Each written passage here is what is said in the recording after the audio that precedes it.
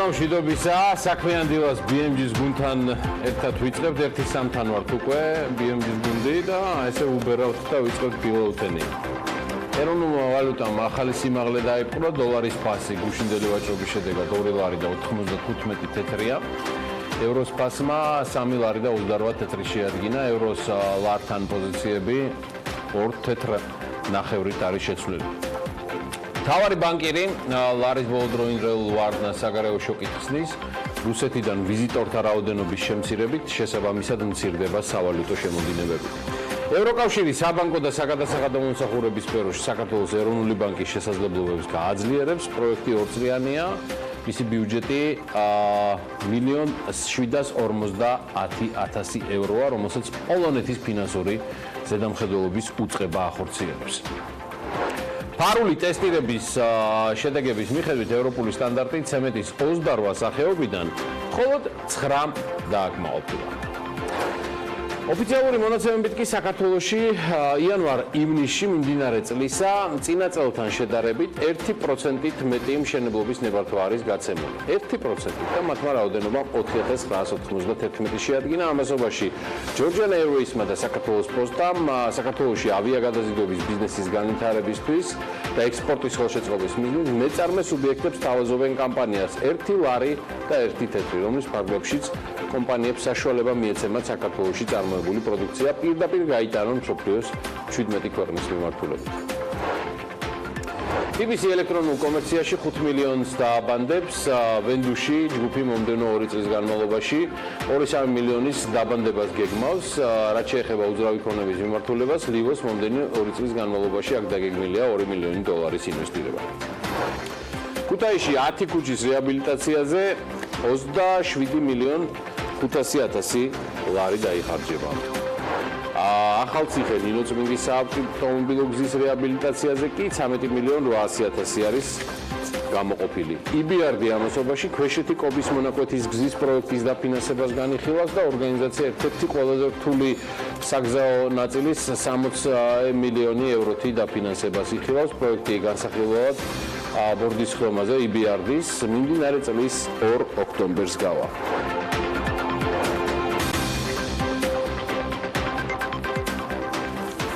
დილა მშვიდობის ყველას, ეს საქმიანი დილა, მე გიორგი ისაკაძე ვარ, აგრანა პეტრიაშვილის, დილა მშვიდობის. მოგეთ დილიდან იმას რასაც მოგიყვებით, ჯერ არ გატესტოთ და ეს ამბავი მაინც და მაინც ჯობს რომ საღამოსთვის შემოინახეთ. თვად დილიდან ნუ შეუდგებით თემას. ამბავი კი იმ ღვინოზეა, რომელიც ბრეგზიტს გადაგატანინებთ.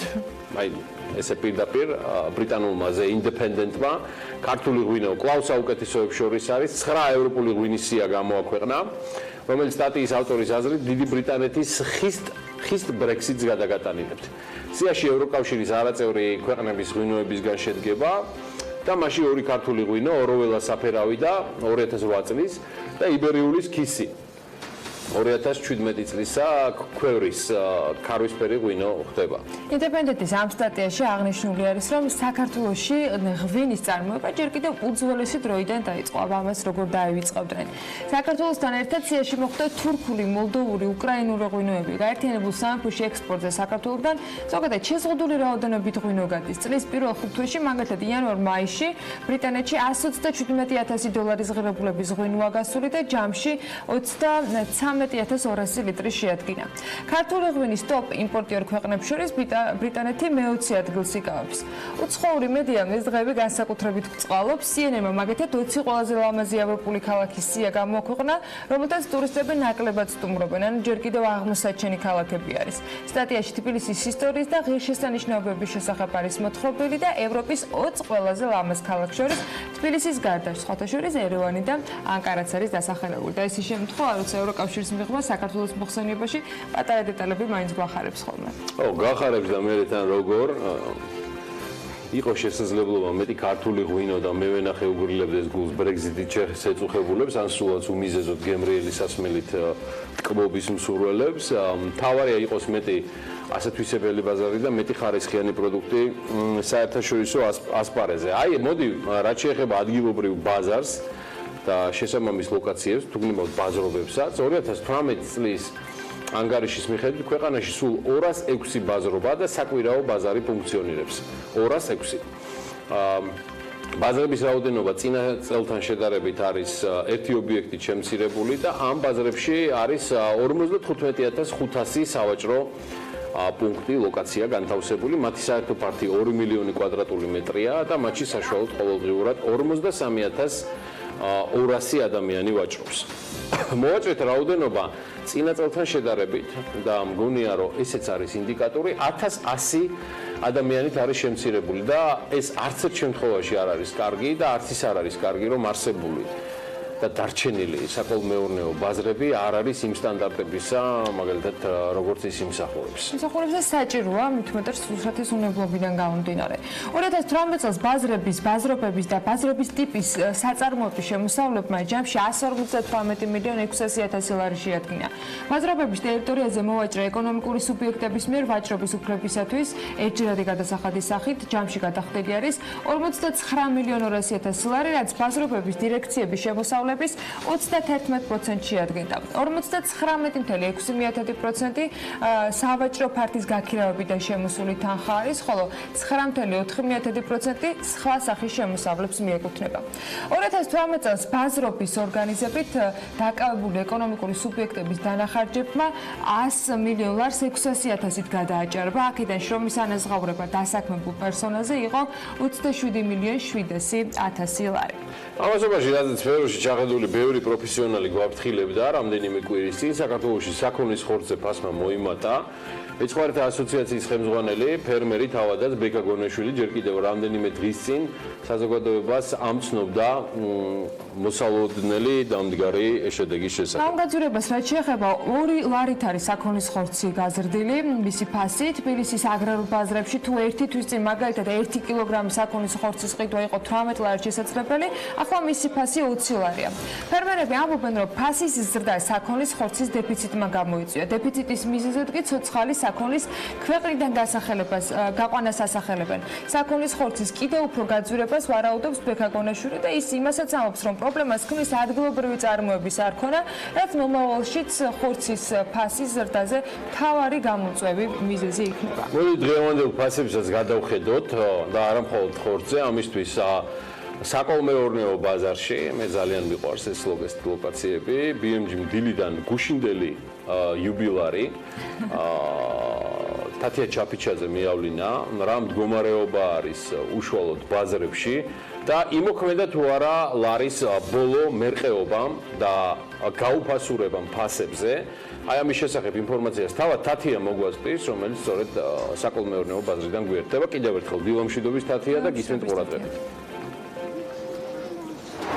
დილამშვიდობისა გიორგი, დიახ, ჩვენ 206 ბაზრიდან ერთ-ერთ ბაზარში ვიმყოფებით ამ წუთას, კერძოდ ეს არის დეზერტირების ბაზარი, სადაც როგორც მოვაჭრეები, ასევე მყიდველები აცხადებენ, რომ ფასები წინა წლის ანალოგიურ პერიოდთან შედარებით მნიშვნელოვნად არის გაზრდილი, განსაკუთრებული ზრდა კი ფიქსირდება ხილსა და ბოსტნეულზე. უფრო მეტი კონკრეტიკისთვის შეგვიძლია დავასახელოთ მაგალითად ამ სეზონზე ყველაზე აქტუალური ბოსტნეული, ეს არის კიტრი და პომიდორი, რომლის საშუალო ღირებულება პომიდორის შემთხვევაში 3 ლარია, მაშინ როდესაც მოვაჭრეები აცხადებენ, რომ გასულ წელს მისი ფასი 1 ლარის ფარგლებში მერყეობდა. როგორც მოვაჭრეები, ასევე მყიდველები აცხადებენ, რომ მდგომარეობა ბაზრებში დღითი დღე უარესდება ლარის გაუფასურების გამო და ისინი ფაქტობრივად ვერ ახერხებენ საჭირო პროდუქტების შეძენას, მათ შორის მოახლოებული, პრინციპში ჯერ არ მოახლოებული, თუმცა მომავალი ზამთრისთვის ვერ ახერხებენ საჭირო პროდუქტების შეძენას და დასაწყობება შეგვიძლია მოვისმინოთ მათი კომენტარები. კლიენტების საერთოდ აღარ დადიან. ხალხს გული არა აქვს. რა უნდა ბაზარში? გევასწრება. აღიჩინება არაფერი. ასე გაძვირდა უფრო მეტად და რამდენიც შეგიძლია?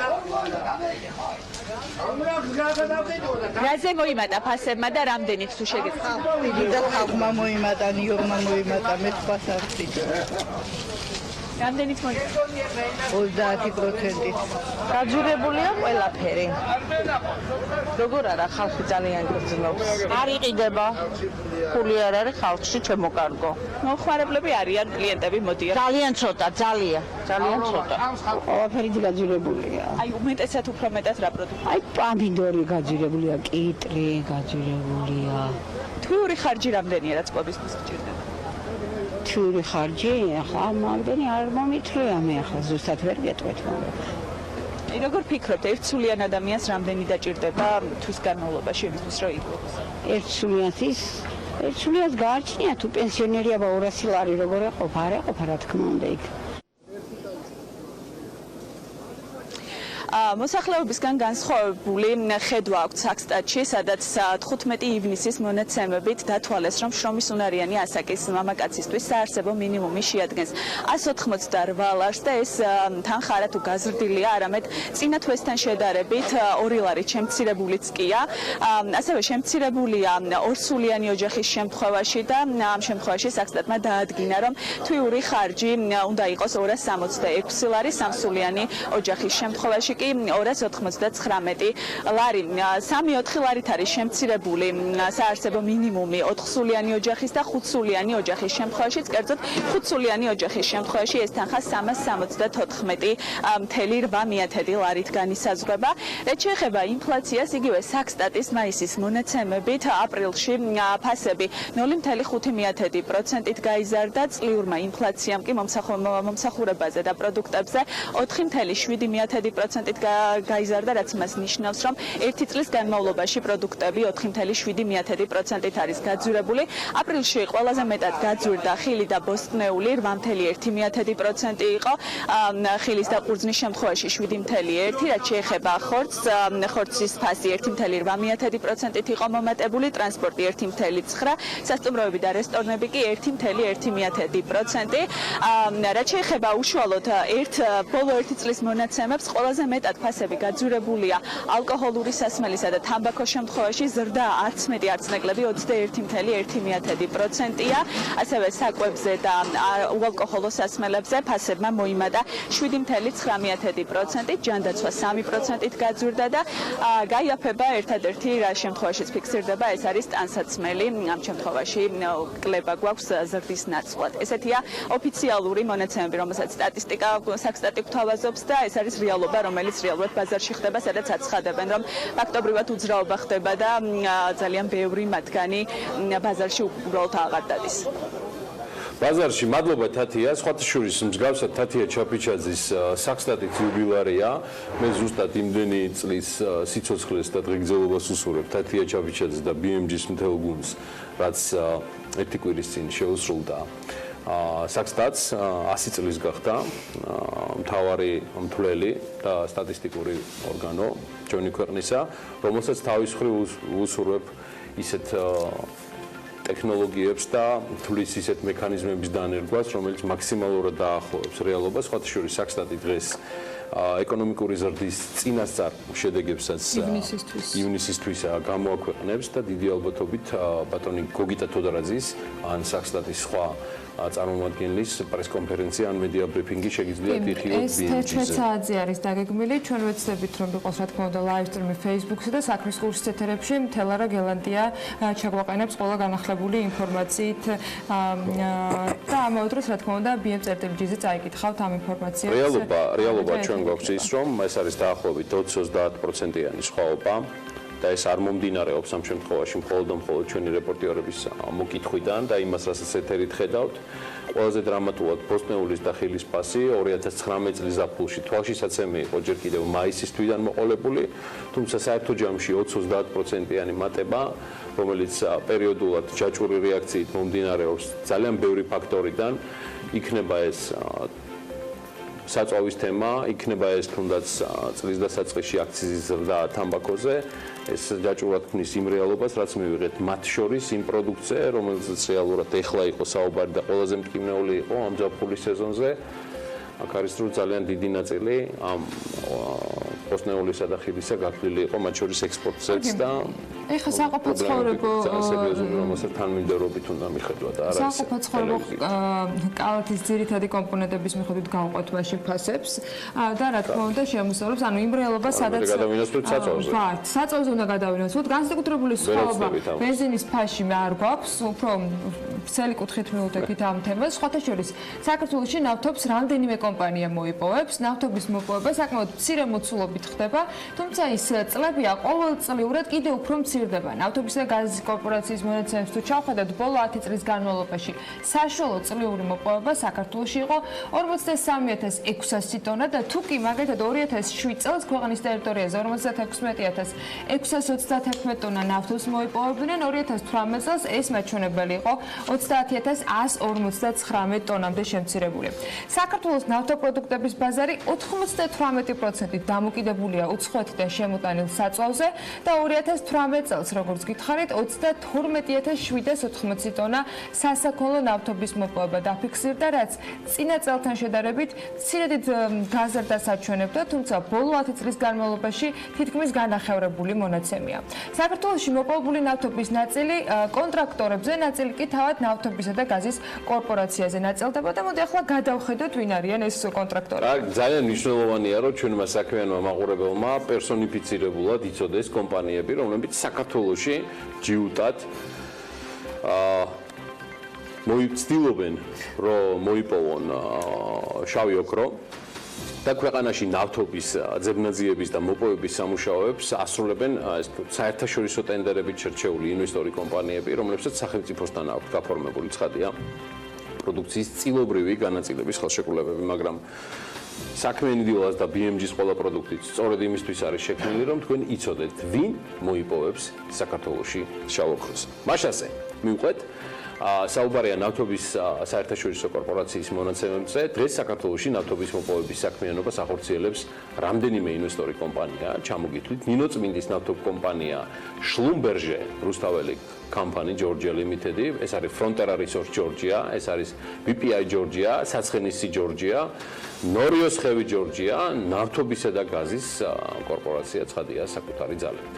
რაც შეეხება დანარჩენ 6 კომპანიას, ეს არის GOG Limited, Marexini, Georgia New Ventures Inc, ნორიოს ნავთობ კომპანია, West Gulf Petroleum საინჟინრო კომპანია, Coalition Energy Limited, ისინი აწარმოებენ მხოლოდ ძებნაძიებით სამუშაოებს. ნინოწმინდის ნავთობ კომპანიის მფლობელი კომპანია MND Georgia BV-ა, თავად ეს კომპანია ჩეხური MND გრუპის ნაწილს წარმოადგენს და ჯგუფის საქმიანობის სფეროა ნავთობისა და გაზის მრეწველობა, უმთავრესად ჩეხეთის რესპუბლიკაში, თუმცა ოპერირებენ უკრაინაში, რუსეთში, გერმანიასა და საქართველოში და მის მფლობელობაში იმავდროულად არის კომპანია Kura Basin Operating Company, ეს 100%-იან წილს ფლობს, რომელიც ნავთობის და გაზის ძებნაძიების და მოპოვებას სწორედ საქართველოს აღმოსავლეთ ნაწილში ახორციელებს. სამუშაოებს ახორციელებს ერთობლივი საწარმოს კომპანიები, მათ შორის საუბარია ნინოწმინდას ნავთობ კომპანიაზე და ეს კომპანია მარტყოფის ნავთობ კომპანია, რომელთა დამფუძნებლები არიან სწორედ MND Georgia და კომპანია Canarco. რაც შეეხება შლუმბერჟე რუსთაველი Company Limited, შლუმბერჟეს შვილობილი კომპანიის და ვირჯინიის კუნძულებზე არის დარეგისტრირებული. შლუმბერჟე მსოფლიოში უმსხვილესი სერვისული კომპანიაა სათავო ოფისებით პარიზში, მაგრამ ეს სათავო ოფისები განავრცო პარიზიდან და ასევე აცხადებენ, რომ სათავო ოფისი აქვს ჰიუსტონშიც, ლონდონშიც და ჰააგაშიც და კომპანიამ 2017 წლიდან გადაწყვიტა საქართველოში ოპერირება. რაც შეეხება Fronteras, Frontera Eastern Georgia იგი 97 წლიდან მოღვაწეობს საქართველოში და წილობრივი განაწილების ხელშეკრულების საფუძველზე, როგორც გითხარით, მისი სალიცენზიო ფართობი 5000 კვადრატულ კილომეტრზე მეტია და მოიცავს დედოფლის წყაროს, სიღნაღის, საგარეჯოს, გურჯაანის და მარნეულის რაიონებს. მოპოვებით სამუშაოებს აღნიშნული კომპანია აწარმოებს საბჭოთა პერიოდში აღმოჩენილი ჯერ კიდევ საბადოებიდან და 97 წლიდან დღემდე Fronterამ სხვათა შორის არაერთხელ გამოაცხადა, რომ საქართველოში არის გაზის დიდი მარაგები და მიაგნო ამას. 2015 წელს 8 ოქტომბერს კომპანიამ კიდევ ერთხელ გაავრცელა ინფორმაცია კახეთში 3 ტრილიონზე მეტი კუბური მეტრის მოცულობის გაზის მარაგის აღმოჩენაზე, თუმცა ეს განცხადება იმ პერიოდში ენერგეტიკის მინისტრმა კახაკალაძემ ერთგვარად გააკრიტიკა კიდევაც. ოღონდ პირდაპირ ჩართვის გარეშე. მე მგონი კახლები ინახავენ უბრალოდ მარაგს ამ ნავთობისას არ ვიცი რა ხდება. საქართველოში ნავთობის და გაზის ძებნაზე ხელშეკრულება ჰქონდა კომპანია ელინოლოცაც, თუმცა ცოტა ხნის წინ ამ კომპანიასთან ეს ხელშეკრულება შეწყდა. ისრაელის ინვესტორების მიერ დაფუძნებულ კომპანიას 2013 წლიდან ჰქონდა 25 წლიანი ლიცენზია, მაგრამ ის შეწყვეტილია. თუმცა, როგორც ნავთობის და გაზის კორპორაციაში აღნიშნავენ, ამ კომპანიამ ხელშეკრულებით გათვალისწინებული მინიმალური მოთხოვნები ვერ შეასრულა, რის შედეგადაც მასთან კონტრაქტი შეწყვეტილი არის. Georgia Coalition Energy Limited კი 2017 წლის აპრილის ბოლოს რეგისტრირებული კომპანია გახლავთ, რომელსაც ყავს ჩინელი მფლობელები და კომპანიის 51%-ს ფლობს Chu Yong Xingi, 39%-ს Sun Jianqingi, ხოლო 5%-ს კი კიფუდალი და Wang Bini შეგიძლიათ თქვა, რომ ეს საკუთარ თავს გაუჩაჩდე, შეთვის არ მომიწია ეს ტექსტი. ყოველ შემთხვევაში ის მაინც გადავეცით, ანა, რომ რეალურად სად ვართ და როგორ ვართ და ვინ არის ის ძირითადი ნავთობმოპოვებელი კომპანიები, რომლებსაც ინტერესი აქვს და მათ შორის რომელსაც ისტორიული ინტერესი და სიჯუტე აქვს, რაც ერთგვარი მიმართება არის ამ ბიზნესთან გამომდინარე. ანუ ალბათ განსაკუთრებული ოდენობის ნავთობმა უნდა ამოხეთქოს, რომ ის პრობლემები, რაც ეკონომიკაში არის, ეს ერთიანად გადაიჭრეს, მაგრამ ამასაც დაჭირდება გონივრული მენეჯმენტი. ის რაც დღეს რეალობაში გვაქვს, ახლა ბიზნეს სიახლეებში უნდა მოგიყვეთ და მოდით დავიწყოთ. გარემოს დაცვითი ზედამხედველობის დეპარტამენტმა დიზელის საწვავის ხარისხის შემოწმება დაიწყო. წითელ ხიდსა და ლაგოდეხში არადეკლარირებული 2300 სიხარის სიგარეტია აღმოჩენილი. ჯესი ჯეის კონცერტზე დასწრების სურვილთათვის კი დამატებით მატარებელი ნიშნება, ასე რომ ვისაც გეგმაში ბლექსი არენას მონახულება აქვს, სიახლის გათვალისწინება შეუძლია. სტატისტიკის სამსახურის ოფიციალური დეკლარირებული მონაცემებით საქართველოში იანვარ-ივნისში გაცემული არის 4991 მშენებლობის ნებართვა. წინა წელთან შედარებით ეს არის 1%-ით მეტი. 3520 კვადრატული მეტრის ფართობის შეძენა ნაგებობის მშენებლობაზე წინა წლის შესაბამის პერიოდთან შედარებით არის 17% ნახევრით მეტი. ნებართვების 71.6% მოდის ქვეყნის 3 რეგიონზე, კერძოდ ჩასატარებელი სამშენებლო სამუშაოების 48.8% თბილისს მოდის, 11.7% ქვემო ქართლის რეგიონზე და 11.1% ამ შემთხვევაში აჭარაზე ფიქსირდება. მოდი გადავხედოთ დამთავრებული მშენებლობების თემას, რომელიც ნახევარზე მეტი ზუსტად 3 რეგიონზე ნაწილდება. აქაც დომინაცია ცხადია დედაქალაქის არის 36.4%. 15% მოდის კახეთზე, ხოლო 9.5% თქვენ წარმოიდგინეთ ქვემო ქართლის რეგიონზე განაწილდა. კიდევ ერთხელ ვამბობ, საუბარია დასრულებულ მშენებლობებზე. სულ 2019 წლის იანვარ-ივნისში ექსპლუატაციაში შევიდა 1370.000 კვადრატული მეტრი ფართობის შენობა, რაც დაახლოებით 48%-ით მეტია წინა წლის პერიოდთან შედარებით. ეს არის 1236 ობიექტი, ესეც 7%-იანი ნამატი არის წინა პერიოდთან შედარებით. კარგ, შავი ოქროს მაძიებელთა სიის შემდეგ, მოდი შავ სიაზე გადავიდეთ. შეწყვილების სააგენტოს აქვს, თქვენ წარმოიდგინეთ, ეს შავი სია. და მასში წლის დასაწყისიდან ვიდრე დღემდე 294 კომპანია მოხდა, ჯამში ბოლო 1 წლის განმავლობაში შავსიაში 475 კომპანიაა და კანონმდებლობის მიხედვით ელექტრონული ტენდერის შემთხვევაში პრეტენდენტი შავსიაში დარეგისტრირების საფუძველია თუ იგი დისკვალიფიცირებულია ტენდერიდან ხელშეკრულების დადების უფლების მოპოვების მიზნით არაკეთილსინდისიერი ქმედებების ჩადენის გამო. მხოლოდ 2018 წელს შავსიაში მიმწოდებლების რეგისტრაციასთან დაკავშირებით შეწყვილების სააგენტოში 607 მიმართვა მივიდა და აქედან 403 შემთხვევა სწორედ მომწოდებლები ეგრევე გადარეგისტრირდნენ შავსიაში, ცხადია არათავისინებით, ხოლო 153-ს კი მიეცა გაფრთხილება შეწყვილების სააგენტოს მენეჯმენტისგან. გასულ წელს შავსიასთან დაკავშირებით გარკვეული ცვლილებებიც გატარდა ტენდერში ან კონკურსში გამარჯვებულად გამოვლენილი პრეტენდენტები, რომლებიც უარს იტყვიან ან სხვაგვარად გამოხატავენ უარს სახელმწიფო შესყიდვის ხელშეკრულების დადებაზე, აღარ დაექვემდებარებიან შავსიაში დარეგისტრირებას. შავსიასთან ერთად შესყიდვის სააგენტო კომპანიების თეთრ სიასაც აწარმოებს 2018 წელს თეთრ სიაში რეგისტრაციასთან და რეგისტრაციის გაგრძელებასთან დაკავშირებით სააგენტომ ჯამში 127 გადაწყვეტილება მიიღო. ამასთან მონიტორინგის ფარგლებში სააგენტოს მიერ გამოვლენილ დარღვევაზე შემწყებელ ორგანიზაციებთან გაგზავნილი არის 1815 წერილი და აქედან 116 შემთხვევაში ადმინისტრაციული სამართალდარღვევის ოქმით შედგა, ხოლო სხვა დანარჩენ შემთხვევაში სააგენტო წერილობითი მითითებით და რეკომენდაციით შემოიფარგლა. ახლა კიდევ ერთი ამბავი 22 ივლისიდან 30 ივლისის ჩათვლით ფინანსთა სამინისტროს შემოსავლების სამსახურის საგადასახადო მონიტორინგის დეპარტამენტის მიერ ქვეყნის მასშტაბით განხორციელებული მიმდინარე კონტროლის ღონისძიებების შედეგად საგადასახადო სამართალ დარღვევის 440 ფაქტია გამოვლენილი. საქართველოს ფინანსთა სამინისტროს საგამოძიებო სამსახურის თანამშრომლებმა გატარებული ოპერატიულ-სამძებრო ღონისძიებების და საგამოძიებო მოქმედებების შედეგად ქვემო ქართლის რეგიონში ყალბის საგადასახადო დოკუმენტების დამზადება გასაღების ფაქტზე ერთი პირი დააკავეს. გამოძიებით დადგინდა, რომ ბრალდებულმა უკანონო მატერიალური სარგებლის მიღების მიზნით დაამზადა და გაასაღა დამატებული ღირებულების გადასახადის ყალბი ანგარიშ ფაქტურა და სასაქონლო ზედნადები.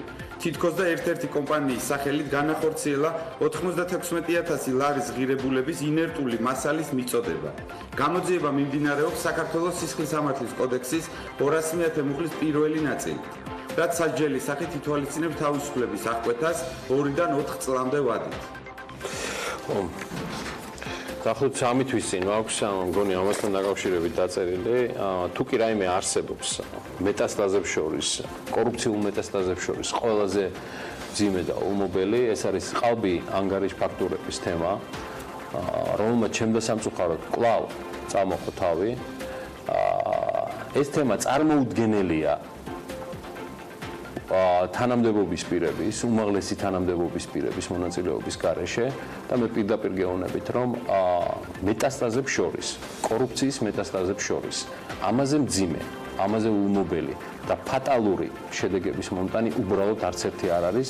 მე გულწრფელად თანაუგზნობ იმ გულწრფელ საგამოძიებო თანამშრომლებს საგამოძიებო სტრუქტურებისა, ვინც შეეცდებიან შეებრძოლონ იმას, რაც შეიძლება უბრალოდ გადაუვიდეს ქართულ საქმოსნებს და მნიშვნელობა არ აქვს ეს საჯარო მოხელე იქნება თუ კერძო სექტორი,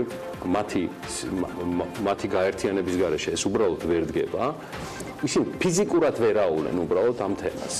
და ამ თემას კიდე ჩვენი სხვადასხვა ჩვევებიდან და უნარებიდან გამომდინარე ძალიან დიდი წუხილით შემიძლია დაგიდასტუროთ, რომ ძალიან ბევრი მოკიდებს ხელს ჩემ და სამწუხაროდ.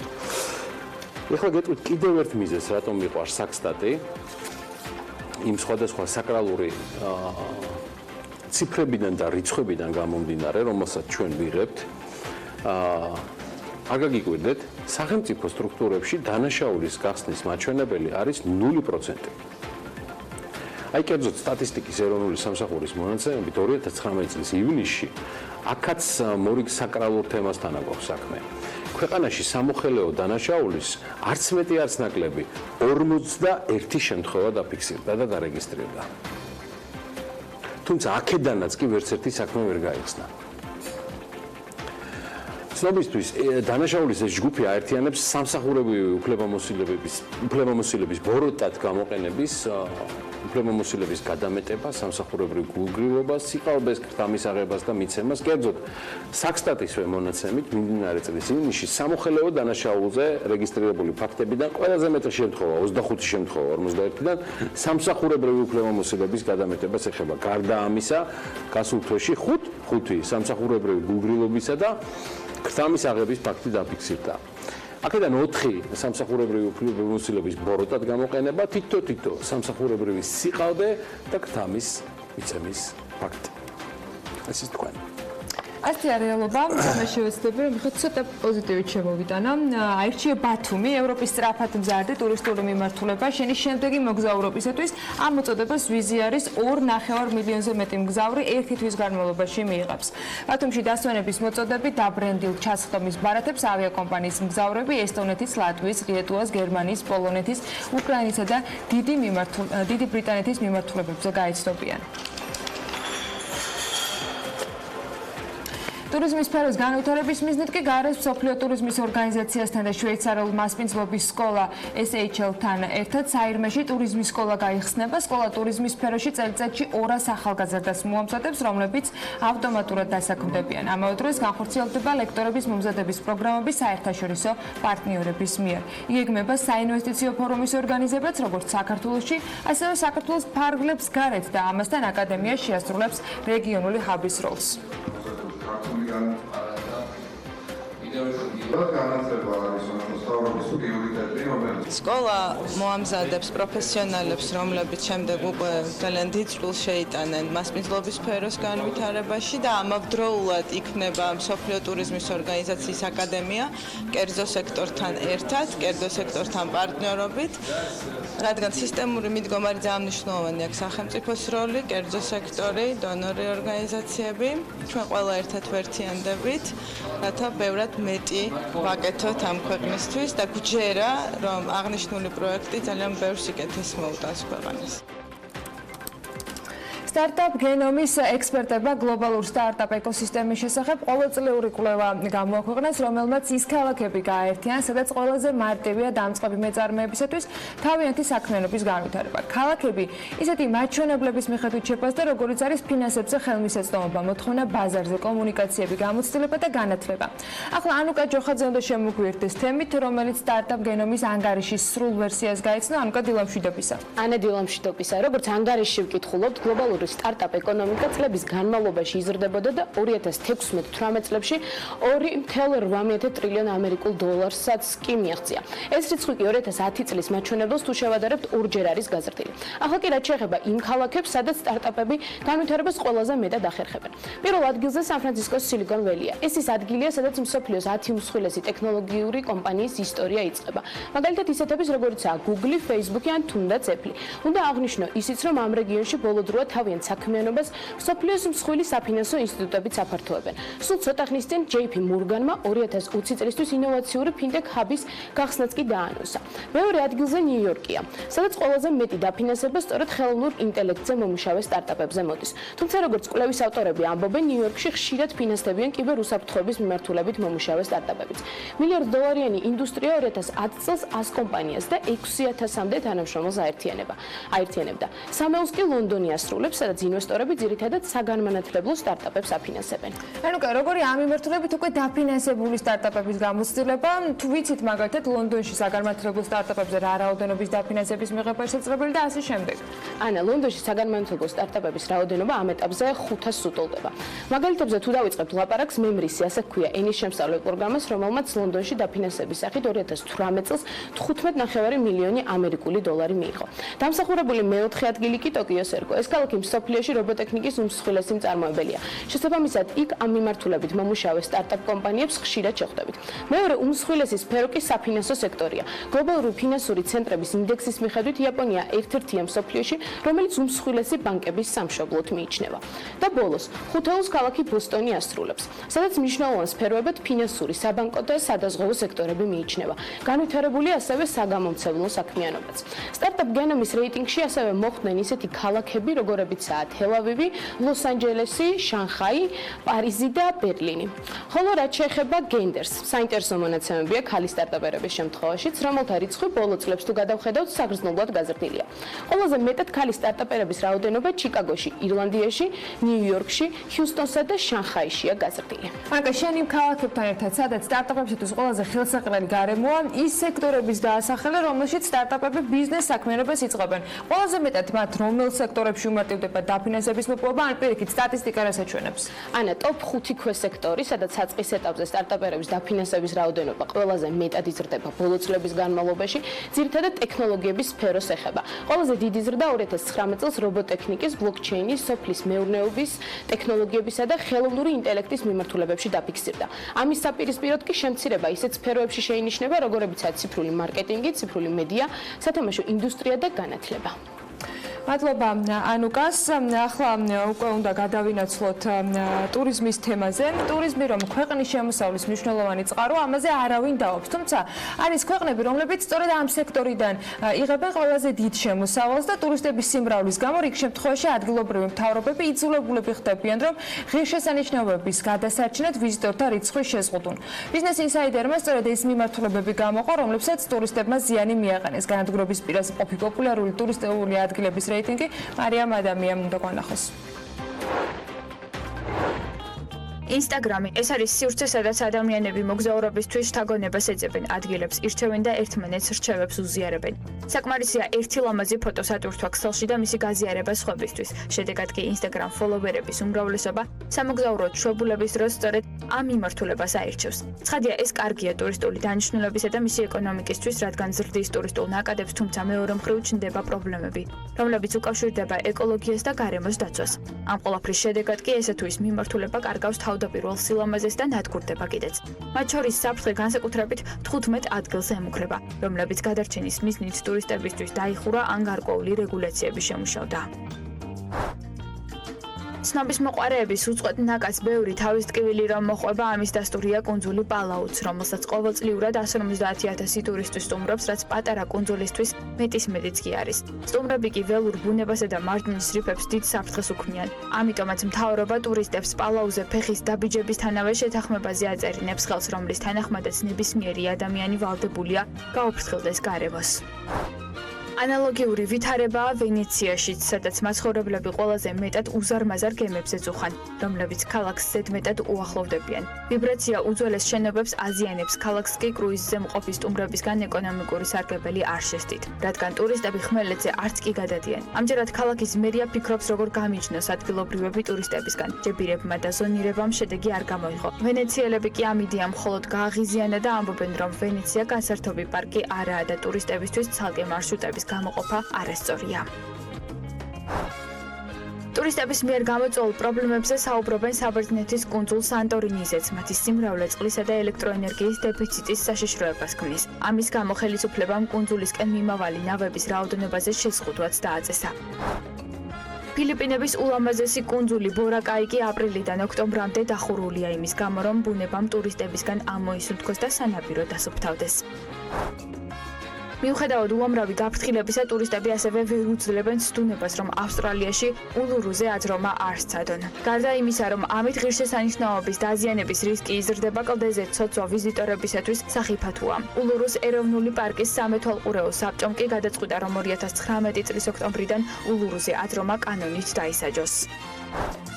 ხოლო გლობალური დათბობა, რომ მარჯნის რიფებს აზიანებს, ამაზე ტრამპის გარდა ალბათ არავინ დაობს, თუმცა თუ ბოლო კვლევებს დაუჯერებთ, მზისგან დამცავ სითხეებში შემავალი ქიმიური ნივთიერებები წყალქვეშა ორგანიზმებისათვის არანაკლებს აზიანოა. მეცნიერებმა დაადგინეს, რომ ჰანაუმას ყურეში ოკეანეში ვიზიტორები ყოველდღიურად საშუალოდ 186 კილოგრამ მზისგან დამცავს ტოვებენ. ამის გამო ჰავაიზე მზისგან დამცავი კრემების გაყიდვა აიკრძალა.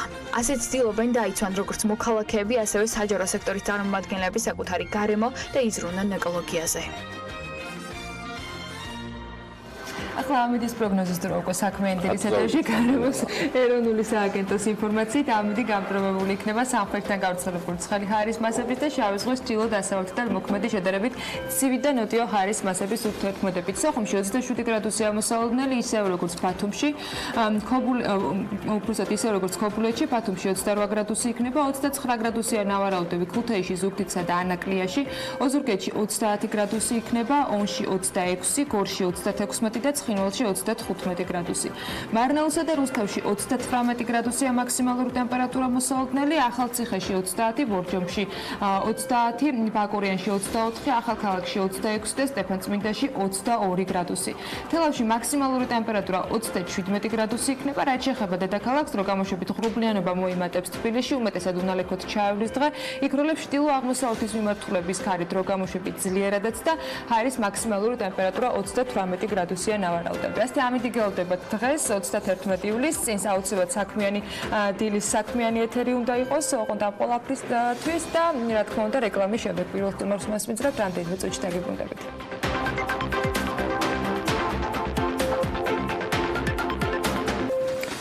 ზამბიაში სკოლებში გამოალოცინეს ვალუტის კურსი. რა თქმა უნდა, ამან ვერც ზამბიის ეკონომიკას უშუალდა და ვერც ვალუტის კურსს. ჩვენ შედარებით მაღალ დონეზე ვართ და გვაჯერებენ, რომ თურქეთი და საგარეო შოკები მოქმედებს. ჩვენთვის ეს გამოლოცვა. შემოთავაზებული უფრო მაღალი ტერმინოლოგიით. ახლა თურქეთის გავლენა ჩაიხსნა, განვითარდა მათი ეკონომიკა და აღარ მოქმედებს. ახლა უცებ კარგი თემა გამოჩნდა რუსეთის ემბარგოს მოლოდინი, ტურისტების შემცირება. უფრო ადვილად გაყიდვადია, ვიდრე თურქეთის თემა. რეალურად ყველაფერი არის მარტივი ფულის მასებს შორის თანაფარდობა. ამბობს ჩვენი რესპონდენტი ეკონომიკის ინსტიტუტის მეცნიერებათა დოქტორი ირაკლი მაკალათია რადიო თავისუფლების ეთერში. მისი მასპინძლობისას უბრალოდ შეუძლებელი იყო მისი ამ კომენტარით წარდგენაზე უარის თქმა და დანარჩენ საქმიანი დილის ეთერში თავადაც გვეტყვის. ირაკლი მაკალათიაზე შეფასება რაღაც ერთგვარი წინასწარმეტყველება გამოვიდა სამბიური ქართული მოტივებზე ოფიციოზის გუშინდელი კომენტარების ფონზე ფაქტია. გამოლოცვის ეს ტექსტი არ შეგვიცვლია, რატო შევცვლით? რამდენად ჩვეულის ეს გამოლოცვა ეროვნულ ვალუტას ქართულ ლარზეა საუბარი, სხვა საქმეა ირაკლის მიმოსამებით, ირაკლი მაკალათია დილა მშვიდობის. გმადლობთ რომ ხართ ჩვენთან ერთად.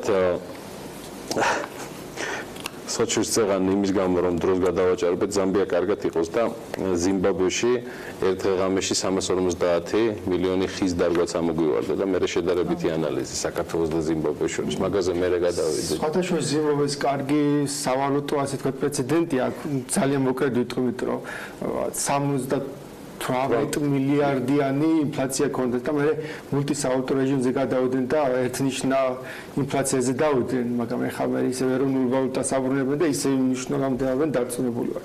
ნიშნავს თუ არა ეს რომ თქვენი როგორც ეკონომისტის დამოკიდებულება მულტისავალუტო რეჟიმის მიმართ არის უფრო ლოიალური ვიდრე იმ ტიპის მცურავი კურსი და ეროვნული ვალუტა როგორც დღეს არის საქართველოში. ხო, რასაკურველია პირველ რიგში იცით რა რომ დავიწყოთ ჩვენი ასე თქვა მიმოხილვა აუცილებლად უნდა აღვნიშნოთ ჩვენ გვაქვს მცირე ზომის ეკონომიკა ანუ გამოიხატება იმაში რომ ძალიან ასე თქვა მარტი მაგალითით რომ ყველაზე ასეთი მაღალი ზრდა ქონდა ერთ-ერთი მაღალი ზრდა ქონდა 2018 წლის პირველ კვარტალში 5.3%-იანი ეკონომიკური ზრდა თუმცა ეს 5.3%-იანი ეკონომიკური ზრდა ჩვენ მივაღწიეთ მართალია რეალური ინფლაციის პროდუქტს მაგრამ 320 მილიონი ლარის დამატებით, ან 320 მილიონი ლარმა გამოიწვია 5.3%-იანი ეკონომიკური ზრდა. ანუ წარმოგიდგენთ რა ზომის ეკონომიკა, მაშინ როცა თქვა იგივე პერიოდში გერმანიაში 1.6%-იანი ეკონომიკური ზრდა ქონდა, ეკონომიკური ზრდით გერმანიას უსწრებდით და თავი მოგწონდა, თუმცა იქ 1.6%-იანი ეკონომიკური ზრდას მიაღწიეს 11 მილიარდ 700 მილიონი ევროს დამატებით ფლიანსში და პროდუქტში და ანუ ეს ასე თქვა პირველში ის რომ შედარებები რაღაც ეკონომიკური ზრდები და რეიტინგების შედარება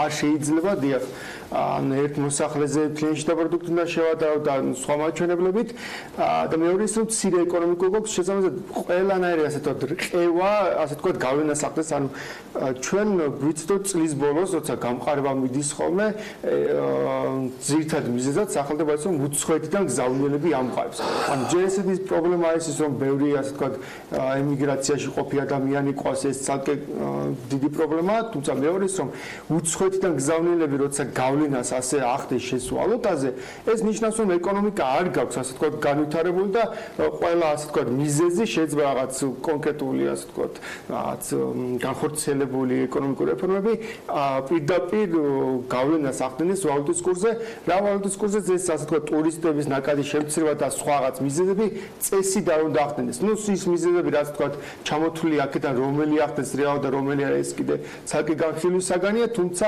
რეალურად მცირე ეკონომიკა გვაქვს ეკონომიკის ზომით ანუ ეკონომიკის ზომაში თქვი და ერთხელ კიდე გავიმეორებ რომ ეკონომიკის ზომაში ანუ არ გულისხმობ ტერიტორია ხშირად ასეთი ის რომ ტერიტორია გვაქვს მცირე და ამიტომ გვაქვს მცირე ეკონომიკა ეს საერთოდ არ არის შუაში იმიტომ რომ თქვა ლუქსემბურგს თუ შევადარდით 27 ჯერ ნაკლებია ტერიტორიულად და 4 ჯერ დიდი ფლიანსში და პროდუქტი აქვს ჩვენზე 2018 წლის ასე ვთქვათ ფლიანსში და პროდუქტი თუ შევადარებთ და ანუ ზრდა უნდა მოხდეს ეკონომიკის და რეალური სექტორის ხარჯზე და შემდეგ უკვე რეალურ ფაქტორებზე გვექნება საუბარი. ირაკლი, აი ეს კითხვა და ძალიან მოკლედ რომ იმპასუხოთ, თვითონ ლარიდან გამომდინარე თქვენ პირადად როგორც პროფესიონალი ეკონომისტი რა ტიპის სავალუტო პოლიტიკის მიმდევარი ბრძანდებით? ანუ გულისხმობ არსებობს აპის რამდენიმე მიმდევრობა დღეს საქართველოში და ბევრი რამ არის საკმაოდ პოპულარული. ანუ უმცირესობას მიეკუთვნებს სავარაუდოდ მულტისავალუტოს გულისხმობ. უახსნათ რას გულისხმობ მულტისავალუტო რეჟიმში? არ გულისხმობს იმას რომ პირველ რიგში ან კონკურენცია საერთოდ რაღაც გაკეთდეს უნდა იყოს იქ კონკურენცია უნდა იყოს ვალუტებს შორისაც იგივე ჩვენ ეროვნული ვალუტა რომ აქვს ლარი და ეს ნიშნავს იმას, რომ მონოპოლია აქვს სახელმწიფოსთან, სხვა ხო ვეღარავენ ბეჭდავს ეროვნული ბანკი. ანუ მონოპოლია აქვს მას გამოცხადებული სხვადასხვა მექანიზმებით, იგივე ლარიზაცია თუ სხვა ასე ვთქვათ რეგულაციებით, ჩვენ გვაიძლევს რომ გვინდა თუ არ გვინდა, არის თუ არა სანდო, არის თუ არა მყარი ეს ვალუტა, ჩვენ უნდა მოვიხმაროთ ეს ვალუტა, გამოვიყენოთ იმას, ანუ ჩვენ ვერ გავიქცევთ ამ ვალუტას. აქედან გამომდინარე, შემდეგ უკვე ასე ვთქვათ ფულის ზედმეტი ბეჭდა, ზედმეტი გამოშვება მისთვის პრობლემა არა, იმიტომ რომ მონოპოლისტია და ვერ გაიქცევ ამ ვალუტას. ეს მარტო ასე ვთქვათ საქართველოს პრობლემა არა, მსოფლიო ქვეყნების ეკონომიკის პრობლემა. მულტისავალუტო რეჟიმი ნიშნავს, რომ ლარიკია ყველა ასე ვთქვათ ბაზარი უნდა იყოს თავისუფალი, ყველა ვალუტას ჰქონდეს ასე ვთქვათ შემოსვლის შესაძლებლობა ეკონომიკაში და მონეტიზაციის შესაძლებლობა. დიახ და ის რაც ასე ვთქვათ საგადამხდელო საშუალებისა. ასაკურელია. და ანუ გამოიყენოთ ის ვალუტა, რომელსაც ჩვენ მივანიჭებთ უპირატესობასთან, ახლა გვესმის კიდევაც რომ ამერიკული დოლარი იქნება პირველ ნომერი, დიახ. თუმცა ნუ ყველა შეგვიძლია ხა სხვა ვალუტასაც გავუყოთ, როცა ამერიკული დოლარი გვაქვს და ყველაზე ასე ვთქვათ სანდოა ჩვენთვის და ეს არის კიდევ ის რომ თავარი ბერკეტი ეხსნება ის რომ სახელმწიფოს ზედმეტი ასე ვთქვათ ფულის ბეჭდვის, ზედმეტი ხარჯვის, ანუ რეალურად რასაც ამოიღებს ამ გადასახადებიდან მოუწევს რეალურ ხარჯვით სისტემაზე გადასვლა და თავისი ბიუჯეტის დაგეგმა რეალურ მაკროეკონომიკურ მაჩვენებლებზე და არა ისე როგორც ასე ვთქვათ თვითონ გაუხარდება და იმიტომ რომ ლარი უმაგრებს ზურგს, ანუ ფინანსები ამ ზურგს უკან შესაბამისად ის არის თავისუფალი და ეს ყველა გავლენას ახდენს და ეს სხვათა შორის მოხდა ზიმბაბვეში ასე რომ ახსეთ მილიარდიანი ინფლაციიდან ხალხი ჩამოვიდა ერთნიშნავდი. ანუ ზიმბაბვეში თუ მუშაობს, ხო შეიძლება საქართველოშიც მუშაობდეს. თავარია ჩვენ არა. ანუ ლუქსემბურგშიც იგივე თქვათ ეროვნული ვალუტა ევროთი ასე თქვათ განისაზღვრება და ანუ არც იქაური იდენტობა წავრთმები იქ არავის და არც ეკონომიკა პირიქით ხო რაღაც ერთ მოსახლეზე მეორე ადგილზე რეიტინგი. ერთი კითხვა რახან თქვენ ახსენეთ და მე ანასთან გადავდივარ ალავერთ გამიგზელდა კითხვები. გუშინ შევამოწმეთ ჩვენ ეს ყველაფერი უკვე ეროვნული ბანკის ვებგვერდზეც დევს და სხვა მიზეზებთან ერთად მე ჩემთვის პირადად ეს მაინც ძირითადი მიზეზია ბატონ ირაკლი შეიძლება განსხვავებული აზრი გქონდეთ ან ეთანხმებოდეთ აშკარად არის დანახული ლარის გაუფასურების და შესაბამისად კორელაცია იმ რეალობასთან რაც მომდინარეობს ფულის მასასთან ჩვენ ყოველთვის ვცდილობთ ჩვენ საქმიან გადაცემაში არ ჩავიდეთ იმ ძიმე ეკონომიკურ ტერმინოლოგიამდე, რომელიც M1, M2-ის დათვლას ამ მოცულობებს უკავშირდება, მაგრამ ფაქტია, რაც მივნახე, რომ სხვა მონეტარული მაჩვენებლების და აგრეგატებიც ანალოგიურ ვითარებაშია. ხომ არ არის ლარის გაუფასურების მიზეზის თავი და თავი ჩამარხული აქ? ასაკურელია, აბსოლუტურად გეთანხმებით და ეს არის თავი საფუძველი, ანუ რაღაც ჩვენ შეგვიძლია ვისაუბროთ ფუნდამენტურ პრობლემებზე, დიახ, რაც ახდენს გავლენას და შემდეგ დამატებით სხვა საკითხები, რაც საგარეო, ასე ვთქვათ, გავლენები ახდენს ხოლმე გავლენას ეკონომიკაზე. თავად ეს ფუნდამენტური არის, სწორედ ეს ფულის მასა, ანუ ძალიან მარტივია, ხო?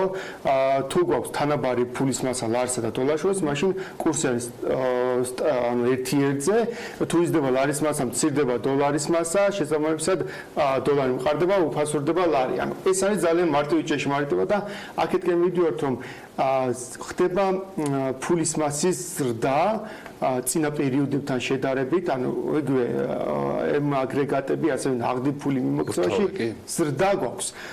ზრდა გვაქვს და ეს არის მთავარი გამოწვევის ის რომ ანუ ორი მომენტს უნდა ასე ვთქვათ მაჩვენებელს უნდა ჩავეძოთ ის რომ დოლარის ასე ვთქვათ მასა როგორი არის ქვეყანაში და მეორე ლარის მასა როგორი არის. აი ეს პერიოდი როცა ვთქვათ გაუფასურება მიდიოდა აი ვთქვათ გასული წლის შემოდგომის პერიოდი იყო როცა ყველა მაკროეკონომიკური მაჩვენებელი ჩვენ დადებით ბალანსზე ვიყავთ გასული ტურიზმიდან დაწყებული ეკონომიკური ზრდით ძალიან მაღალი მაჩვენებლები ჰქონდა თუმცა ლარი მაინც უფასურდებოდა და ნუ მიდიოდა მსჯელობა რატომ რამის მართლა გამოლოცვამდე მივედით და ანუ მთავარი ფაქტორი იყო ის, რომ მართალე დოლარის ის მაკროეკონომიკური მაჩვენებლები, რომლებიც უზრუნველყოფდა ქვეყანაში დოლარის მასის შემოსვლას, იყო სტაბილური და დამაკმაყოფილებელი, თუმცა მეორე მაჩვენებელი, რაც განსაზღვრავს ლარის მასას, პირიქით იზრდებოდა ეროვნული ეროვნული ბანკის მიერ გამოშვებით და საერთოდაც დინამიკაში თუ გადავხედოთ ბოლო პერიოდში, აი გამყარების ტენდენცია შეინიშნება, როდის წლის დასაწყისში პირველ კვარტალი გვაქვს შედარებით სტაბილური, აი სწორედ მაშინ თუ ჩავხედავთ ზუსტად ამ მონაცემებს, გვაქვს რომ ლარის მასა ამ პერიოდში არის შემცირებული, აი უკვე მეორე კვარტალში, მესამე კვარტალში, მეოთხე კვარტალში წინა პერიოდებთან შედარებით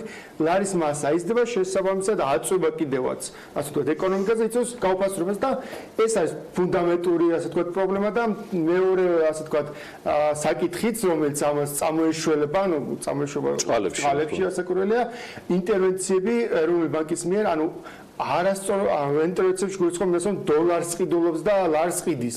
ანუ პირიქით დოლარის მოცულობა კიდევ უფრო კრიტიკულობს. ანუ როცა პრობლემა გქონდა და რაღაც გაუფასრებისკენ მივდიოდით, პირიქით კიდევ დოლარი ვიყიდეთ და ლარი გავყიდეთ და ეს 2019 წლის მონაცემით ბოლოს 7 ივნის განხორციელდა ბოლო ინტერვენცია 165 მილიონი დოლარის ინტერვენცია განახორციელა ჯამურად. ჯამურად და გაუშვა შესაბამისი მოცულობის ლარით. ანუ გამოდის ის, რომ ამ თავის ინტერვენციებით ამ ძიმე მდგომარეობაში დოლარი ამოგვაქვს და ლარი ლარის მასას ისედაც ზრდით, რომელიც კიდევ ზრდით. თუმცა რა ზრდის, აი რეზერვებზე გადავიდეთ, მე რა ზრდის საერთო ჯამში მიმდინარეში, წარმოვიდგინოთ, რომ ეროვნული ბანკი ნეიტრალურია, ის არ იძენს დოლარს რეზერვების შესაძენად, მაგრამ მიმდინარეში რა ზრდის ამ ფულის მასას მე ერთგვარად ვიცი პასუხი ამ კითხვაზე და ამიტომ აქვე მინდა ვკითხო პროფესიონალ ეკონომისტს, რა როლი აქვს ამ ყველაფერში კომერციულ ბანკებს, რომლებიც დღეს შედარებით შეზღუდულნი არიან, რომ რეალურ ეკონომიკას, რომელიც ასევე მილევად რეჟიმში გვაქვს, მიაწოდონ ის ფული, რასაც იღებენ. აი ეს ჯაჭვი რომ ავხსნათ თუ შეიძლება. აი ზუსტად ეს ჯაჭვი წდება, როცა კომერციული ბანკები არიან ასე ვთქვათ შუამავალი რეალურ ეკონომიკურ სექტორსა და ეროვნულ ბანკს შორის, როცა ეს ფულის მასა, რომელსაც თქვა რეფინანსირების სესხებს იღებენ, ეს რომ მიაწოდონ ეკონომიკას და აი აქ უკვე ვერ ახერხებენ, ანუ ეს უკან ტრიალდება ასე ვთქვათ ეს და იწვევს ასე ვთქვათ ჭარბფულიანობას და შესაბამისად ფულის მასის დას და ანუ რეალურ ეკონომიკა რომ ვერ ითხოვს ასე ვთქვათ ამ ფულის მასას, სადღაც აქ საუბარია იმაზე, რომ როცა ეკონომიკა იზრდება, ფულის მასაც უნდა მივაწოდოთ, გასაგებია, მაგრამ როცა ფულის მასას უფრო მეტად ძდი, ვიდრე ეკონომიკა იზრდება, ვიდრე მეტი პროდუქტი გამოდის, შესაბამისად გვაქვს გაუფასრება. აი სწორედ ეს ნაწილი მინდა რომ დავასწოთ, ანუ იმ თეორიის მომხრეები, როგორც დავყავით, თქვა ვინც თქვენს თეორიას თქვა არ ეთანხმებდა პირიქით მსურველ ლარის კურსზე სხვა დანარჩენ მიმართულებებზე მხარდამჭერები არიან. პრობლემა არის ის, რომ ლარის მასა იზრდება თუ ის, რომ დოლარის მასა არ მატულობს ქვეყანაში, ანუ ინვესტიციები არ იზრდება, ეკონომიკა ვერ არის ისეთი სწრაფი. ასაკურველი ორივე ფაქტორი მუშაობს, ანუ პირველი რაც ასე ვთქვათ, პირველი ეფექტი რაც არის ლარის მასის ზრდა და შემდეგ ის რომ მცირე ეკონომიკა გვაქვს და ვერ ვახდენთ ამ დოლარის ასე ვთქვათ შემოდინებას, ინვესტიციები იქნება. იგივე ვთქვათ, ინვესტიციებზეც აუცილებლად უნდა ვისაუბროთ, რომ ინვესტიციები დიახ შემომტანი არის დოლარის, მაგრამ აქ უნდა განვიხილოთ ის ინვესტიციები, რა ინვესტიციები ჩვენ გვაქვს, არის ასე ვთქვათ მოკლევადიანი ეფექტის მომცემი. ანუ ეს არის ინფრასტრუქტურულ პროექტებში ჩადებულ, ანუ შემოვიტანეთ დოლარი და მასა გაიზარდა, გაგვიმყარა, კი ბატონო, მაგრამ ანუ ეს ხომ ასე ვთქვათ რაღაც არაშენებულად წარმოების საშუალება, რაც ვთქვათ გაზრდიდა ეკონომიკას. იგი შემოვიდა ლარის მასა მოკლევადიან პერიოდში სტაბილურდა, თუმცა შემდეგ გვანაგზო იმ რიტმში, რა რიტმშიც მიდიოდა. ანუ რეალურად ინვესტიციებმა რომ არა მარტო მოკლევადიანი, გრძელვადიან პერიოდშიც იქონ ეს გავლენა, ის უნდა მივიდოდეს რეალურ ეკონომიკურ სექტორში, ანვითარებდეს წარმოებას, ქმნიდეს ახალ დოლარს, ეს ახალი დოლარი იწვევდეს მოთხოვნილებას ვალუტაზე და ეს იქნება შემდეგ რეალური ასე ვთქვათ. მოდი ერთ დეტალს კიდე შევეხოთ თქვენის ნებართვით ორთავესი, აი ესეთი მომენტი ირაკლი ვიდრე თქვენს კვლევის ანალიზის სხვა დეტალზე გადავალთ. ჩვენ მივიღეთ რეალობა საქართველოს ხელისუფლებისგან, მათ შორის ეროვნული ბანკისგან, ანუ გულისხმობ მთავრობას და ეროვნულ ბანკს, მათი ერთობლივი მიმართება ლარიზაციის აქტიურ ნაბიჯებთან დაკავშირებით, დედოლარიზაციიდან გამომდინარე და ამას ასევე მოყვა კასკადი 2018 წლის მაისიდან, ვიდრე წლევანდელ 1 იანვრამდე საბანკო უმძიმესი რეგულაციებისა, რამდენად ასახვადია თუნდაც იგივე რეფინანსირების ჭრილში, იმიტომ რომ ჩვენ ერთის მხრივ საერთოდ ხელი არ გვიხლია რეფინანსირების სქემაზე. ის თავიდან ბოლომდე არის უცვლელი. ბანკები თავის ადგილზე არიან.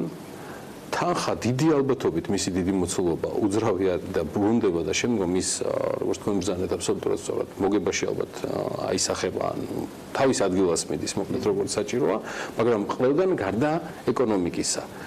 აქ კიდევ ერთი რეალობაა, რომ ამ რეგულაციების გამო ბანკებს საერთოდ შეეზღუდათ შედარებით ყოველ შემთხვევაში ამ რეგულაციებმა თუ ჰპოვა რეფინანსირების სქემაზე და ზოგადად ყველაფერზე გავლენა, რაშიც დღეს ერთგვარად არის უკვე რეაგირებს მათ შორის ეროვნული ვალუტა. საერთოდ ნებისმიერ რეგულაციას და ეკონომიკაში ჩარევას ვერ მიჯნები და ანუ ერთ მაგალითს ვერ დაასახელებენ, რომ რეგულაცია გატარდა და ამან კარგი შედეგი გამოიყო. ანუ მოწოდებების სურვილები კი კარგია ხოლმე რაღაც ჭარბვალიანობა დაუწევთ, მაგრამ რეალური სურათი სხვა გვაქვს, იგივე საბანკო რეგულაციებმა გამოიწვია პირველი შედეგი რაც იყო ის რომ სავაჭრო ქსელში ასე ვთქვათ ტექნიკაზე მომუშავე მაღაზიების შეუმცირა გაყიდვები, შეამცირა ასე ვთქვათ შენებლობის დარგში ეკონომიკის გამოშვება, თვითონ საბანკო ასე ვთქვათ სფეროში ზრდა კი არის, მაგრამ ზრდის ტემპი არის შემცირებული და ანუ ყველანაირად ასე ვთქვათ უარყოფითად იმოქმედა, ანუ ახლა მივყვეთ იმას, რომ თუ ყველანაირად უარყოფითად მიდიოდა, მაშინ რა იყო ამის მიზეზი? ხო, ნუ მიზეზებზე ორი მიზეზი შეიძლება დავასახელოთ, ანუ პირველი იყო ის, რომ თვითონ ჭარბვალიანობის პრობლემის გადასაჭრად, რეალურად ეს არის პირველი ის, რომ ჩვენ რაღაც საერთაშორისო სავალუტო ფონდს და მსგავს ორგანიზაციებს ჩვენი რეიტინგები თავი მოვაწვევთ, იმიტომ რომ რეიტინგში ჩვენ აუცილებლად გავიმყარებთ ასე ვთქვათ მდგომარეობას და სტატისტიკას, ანუ გულისხმობ იმას, რომ ვთქვათ 10 ადამიანი მიდიოდა 7-ს უარსეობნებოდნენ, 3-ს უფინანსებდნენ, ანუ თქვა რაღაცა 30%-იანი მაჩვენებელი ქონოდა. ეხლა იმ 7-ს საერთოდ არ შეუშვებენ ბანკში, 3-ს დაუფინანსებენ, ნუ პირობით და რაღაც 100%-იან სტატისტიკაზე გავლენ და იტყვენ, რომ აი ჭარბვალიანობა ჩვენ დავძლიეთ, მაგრამ ის 7 ადამიანი, ის ხალხი ხო ისევ სიღარიბეშია და გადავისროეთ შემდეგ ჩრდილოვან ეკონომიკაში და ანუ კიდევ უფრო გაურთულეთ მათ ცხოვრება. გავიყვანეთ და ჩრდილოვან ეკონომიკაში გადავიყვანეთ. და თავარი მიზეზი არის ეს არის ბიუჯეტის შევსება, ანუ ყველა რაც ასე ვთქვათ, ტარდება რეგულაციები თუ ღონისძიებები, გადაწყვეტილებებიც მიმდინარე, მათ შორის ემსახურება ერთადერთ ბიუჯეტის დეფიციტის შევსებას. ეს არის რეალობა.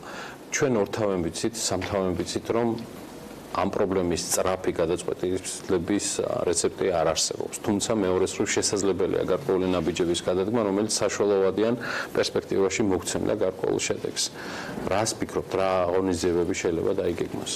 ხო, პირველ რიგში რაც არის ის, რომ ნუ ეს პოლიტიკა უნდა ასე ვთქვათ გაამკაცროს და ზედმეტი ფულის გამოშვება ასე ვთქვათ შესამცირებელია და გასაკონტროლებული ეროვნული ბანკის მხრიდან ეს ერთი და მეორე ის, რომ სწრაფი ეკონომიკური ზრდა გჭირდება, რომელიც მიღწევადია. მარტივად რომ თქვა, თქვენ გულისხმობთ, რომ გამოსავალი მათ შორის არის ინტერვენციებში, ხო? თუ ყველა სხვა მისი მონეტარული იარაღის ამოქმედება, რაც ეროვნული ბანკის როგორც ინსტიტუტის იც და ინტერვენციები შეიძლება ხა გამოვიტანოთ და ეს წვალებით შეგროვებული დოლარი გამოვიტანოთ, ეფექტს გამოიღებს ეს.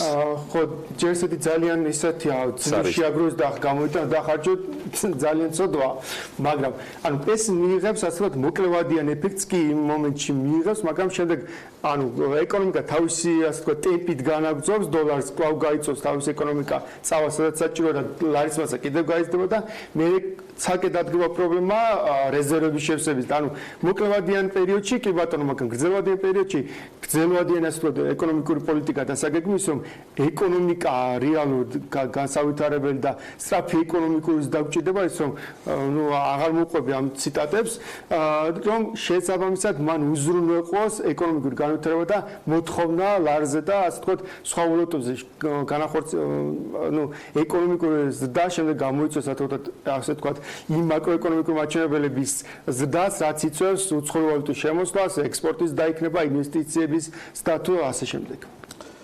ირაკლი მაკალათია, ეკონომიკის დოქტორი, სტუმრობდა საქმიანი დილაში, ძალიან საინტერესო საუბარი შედგა.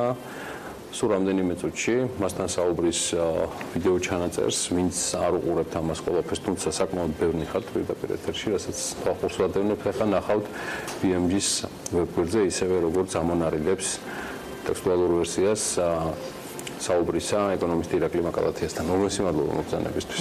მეგონი არ გამოგჭა არაფერი. ამ დროისთვის. სასაუბრო კიდევ ბევრი. ირაკლი, მადლობა. და აუცილებლად ვიხოთ მას კიდევ არაერთხელ საქმიანი დილისთვის სხვა ჩვენი ეთერები, სხვა ჩვენი პროექტების ეთერში. თუმცა სანამ რეკლამაზე გავალთ და ბატონ ირაკლის გავაცლებთ, კიდევ ერთი თემა გვაქვს თქვენთვის, ეგრეთ წოდებული ატკატები და შეთანხმებები კომპანიებს შორის სახელმწიფო შესყიდვებში. ამ თემებს ეძღვნება BMG ლანჩის კიდევ ერთი სერია. ვის ეკისრება პასუხისმგებლობა სახელმწიფო შესყიდვებში კანონდარღვევებზე და რა სქემებით მუშაობენ კომპანიები ტენდერებში. სალომე მეცხვარიშვილი მას მისვლობდა რამადაენკორში BMG ლანჩს.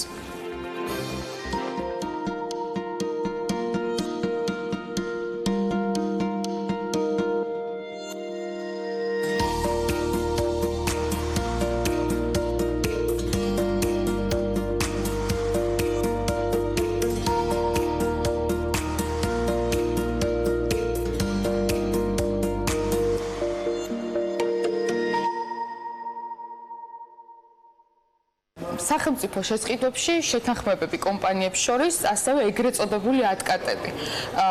ძალიან ხშირად გვესმის ეს საკითხები ჩვენ და არ მინდა რომ ყურადღების გარეშე დავტოვოთ. პირდაპირ გეტყვით რომ ყველას ნებისმიერ შეუძლია გადაცემა დასრულდება და რომელიმე 10 ტენდერი გახსნას და დაინახავს რომ ამ 10-დან 3 ტენდერში ვხედავთ შემდეგს. იმარჯვებს კომპანია, მას აქვს დაბალი ფასი, შემსყიდველი თხოვს დაზუსტებას, ეს კომპანია არ აზუსტებს და გადავდივართ შემდგომ მაღალ ფასზე. ეს არის საჩივრების რაოდენობა, მე მინდა რომ თქვენ ეს სხვაგვარად ცივი გონებით არ დამიჯეროთ და გაანალიზოთ. 221 საჩივარი არის შეტანილი და 221 საჩივარზე აქვს უარი ნათქვამი თავად კომპანიებს. არ შეიძლება კომპანია, რომელიც თავს თვლის, რომ ის არის მართალი, ის არის დაჩაგრული და ასაჩივრებს ან სატანდერო პირობას, ან მის გამარჯვებას 220 შემთხვევაში მან გამოიტანოს საჩივარი, იმიტომ რომ ის ამ შემთხვევაში არაფერს კარგავს, რასთან გვაქვს საქმე. მე კითხვის ნიშნებს დავსვავ და ეს მაყურებლებმა შეაფასოს. ეს არის ან გარიგება კომპანიებს შორის, ან დავალება და შიში შემსყიდველების. თუმცა ცალსახადისე ვერ დაგეთანხმებით, მე თავად ვიყავი 1 წელი დავების საბჭოს წევრი და სამწუხაროდ თავად ბიზნესის მხრიდანაც ხშირი იყო საკმაოდ დაუსაბუთებელი, მხოლოდ იმისთვის რომ გააპრობლემოს, იმისთვის რომ გაწელოს მოცემული საჩივრები, შესაბამისად ჩემი აზრით 221 არ არის ის ზუსტი ციფრი, რომელიც შეიძლება ესეთ გადაწყვეტილებებზე მეტყველებდეს, თუმცა რა თქმა უნდა იმის შანსი, რომ მე დაუშვებლად საჩივარზე არ ვსაუბრო, რაც დაუსაბუთებელია გასაგები, ანუ ის დაობს, მაგრამ მე თავისი ნებით გამოაქვს. მე ამ მექანიზმზე ვსაუბრობ, რაც დამერწმუნეთ, რომ კითხვის ნიშნებს აჩენს. აი თქვენ ანა იყავით კიდევაც დავების საბჭოს წევრი.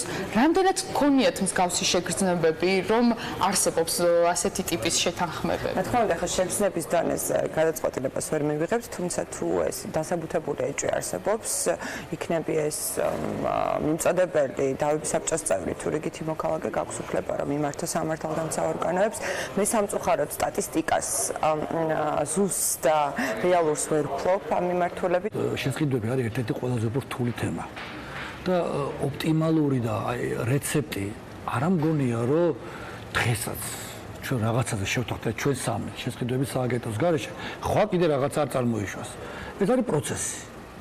მე მაგალითად უცხოენად დავაყენებდი ამ საკითხს და მე მინდა რომ სალომემ ამაში და გაგვიგონ ვინც გვისმენენ შესყიდვების სააგენტოდან. არავის არ აქვს პრეტენზია თლიანად ეს ცუდია. მოდი შევთანხმდეთ ამას. დღეს მე აღვნიშნე და კიდევ ერთხელ ხაზს გავუსვა. დღეს ჩვენ ვართ 64-ში სხვა პოსტსამჭოთა ქვეყნებთან შედარებით. მაგრამ ეს პროცესია.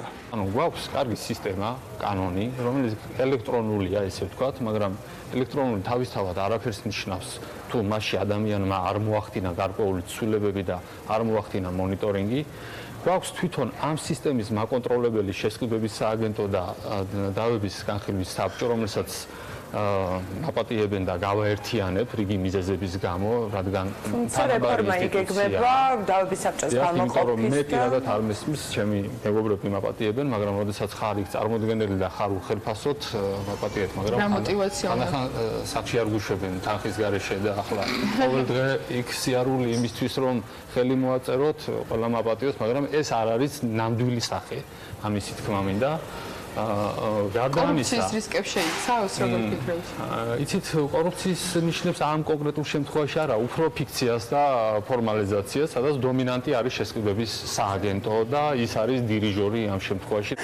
რა თქმა უნდა, დავების საბჭოს აქვს გარკვეული ნაკლოვანებები დღეს, თუმცა მე ძალიან მიხარია, რომ ამის რეფორმა იგეგმება და ფაქტიურად კვაზი სასამართლოს პრინციპზე გადადის, რაც ძალიან დიდ მოტივაციას ისევ და ისევ მისცემს ბიზნესს, რომ დავის შემთხვევაში და სანამ ჯერ კიდევ არსებობს დავების საბჭოს მიმართ. არსებობს თემები, რომელიც უკავშირდება იგივე გასაჩივრებას, რომელიც გარკვეული ცვლილებები შევიდა ბოლო პერიოდში, იგივე თუნდაც პირობების გასაჩივრება, კი ბატონო შეუძლია ნებისმიერ კომპანიას, თუმცა მაგალითად ჩვენნაირი ტიპის ორგანიზაციებისთვის დღეს შეუძლებელია უკვე კონკრეტულად თუნდაც დისკვალიფიკაციის გასაჩივრება, ან თუნდაც კონკრეტული კომპანიის გამარჯვების გასაჩივრება, რაც ვფიქრობ, რომ შესაძლოა რომ ჯობია დამბრუნდეს, იმიტომ რომ ისე და ისევ საზოგადოებრივი კონტროლი, რომელიც ჩვენი და ჩვენი მსგავსი ორგანიზაციების ვალდებულება, ესე უფრო მარტივად ხორციელდება.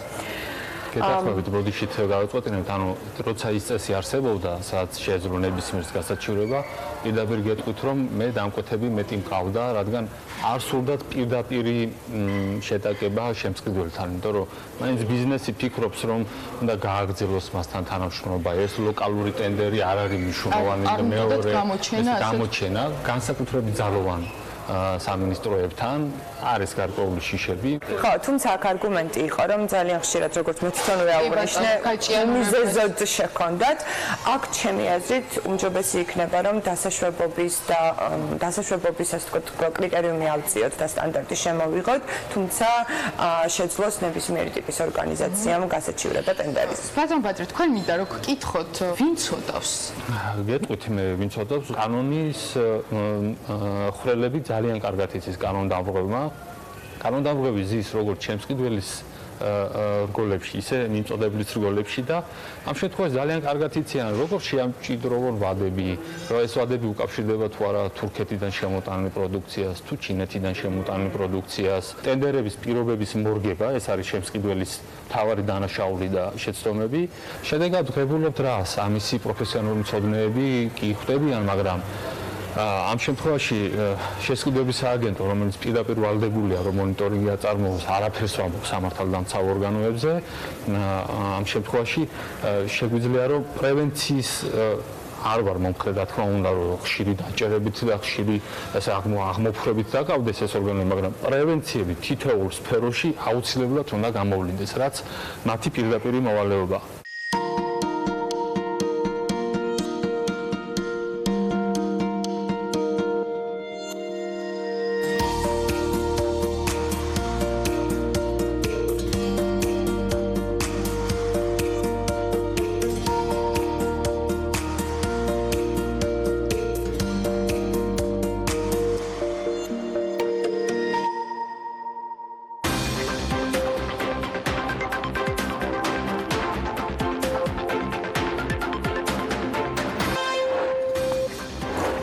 თბილისის მერის განცხადებით ღამის ეკონომიკის ფარგლებში რამდენიმე პროექტი მიმდინარეობს. ამ ეტაპზე კი სტრატეგიის შემუშავება არის მნიშვნელოვანი იმისათვის, რომ განისაზღვროს რა მიმართულებით მიდის ქალაქი, რა პროექტები უნდა განხორციელდეს, რადგან დიდია მოთხოვნა სხვადასხვა საკითხზე. კიკვიძის პარკის მოწყობა დედაქალაქის მთავრობის ინფორმაციით 2019 წლის ნოემბრის დასაწყისში დასრულდება. ევროპის რეკონსტრუქციისა და განვითარების ბანკი ამასობაში განიხილავს საქართველოს მთავრობის წინადადებას შეღავათიანი კრედიტის დამტკიცების თაობაზე. ამ გეგმის მიხედვით 10 მილიონი ევროს დაფინანსებით 100 ავტობუსის შეძენა უნდა მოხდეს, რომლებიც გორზე, ქუთაისზე, თელავზე, ზუგდიდსა და რუსთავზე განაწილდება.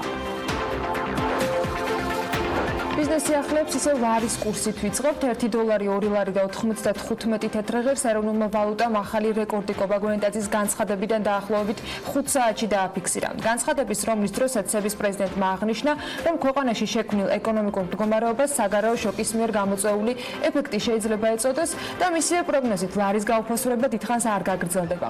კობაგონეტაძის თქმით, ლარის ბოლოდროინდელი ვარდნის მთავარი მიზეზი გამოწვეული არის იმ საგარეო შოკით, რაც რუსეთის მხრიდან ვიზიტორთა რაოდენობის კლებას უკავშირდება და სების პრეზიდენტი აღნიშნავს, რომ კურსის რეაქცია ამ შოკის მიმართ იყო იმაზე უფრო მკვეთრი, ვიდრე თავად ამ კრიზისის მდგენელ ფაქტორებს უნდა გამოეწვია. სწორედ აქედან გამომდინარე, სების პრეზიდენტი მიიჩნევს, რომ კურსის გაუფასურება დიდხანს არ გაგრძელდება. დღეს საქართველო გადის საგარეო შოკს. საქართველოში ტურისტული შემოდინებების მოსალოდნელი რაოდენობა არის შემცირებული. და ეს ფაქტიური რიცხვებითაც დასტურდება ამ ეტაპზე, რომ საქართველოში შემოვიდა იმაზე უფრო ნაკლები ტურისტი, ვიდრე სხვა შემთხვევაში შემოვიდება. ეს რა თქმა უნდა გავლენას ახდენს გაცვლით კურსზე. რა თქმა უნდა, ეს არის ძალიან მტკივნეული პროცესი, მე აბსოლუტურად მესმის ყველასი, ვინც ამის გავლენას განიცდის. ის, რასაც ყოველთვის საუბრობდით, ეროვნული ბანკი საუბრობდა, რადგანაც შოკები ყოველთვის არის მოსალოდნელი პატარა ზომის ღია ეკონომიკისათვის, მიმართულება, რომელიც არის ძალიან მნიშვნელოვანი, ეს არის დედოლარიზაცია. ანუ იმ შემთხვევაში, თუ შემოსავლები არის ეროვნულ ვალუტაში, სესხები აღებული უნდა იყოს ეროვნულ ვალუტაში. ეს არის ყველაზე კარგი პრევენცია. კობაგონეტაძე ამბობს, რომ ეროვნული ბანკი შესაბამის ზომებს მიიღებს მაშინ ლართან დაკავშირებით, თუ ეს გაუფასურება ქვეყანაში ინფლაციური მოლოდინების ზრდას გამოიწვევს. ჩვენ ვფიქრობთ, რომ დღეს ნომინალური ეფექტური გაცვლითი კურსი, ანუ ის გაცვლითი კურსი, რომელიც ითვალისწინებს ჩვენ სავაჭრო პარტნიორების გაცვლით კურსებსაც, არის იმაზე უფრო მეტად გაუფასურებული, ვიდრე ის საგარეო შოკის ზომა, რაც დღეს გვაქვს.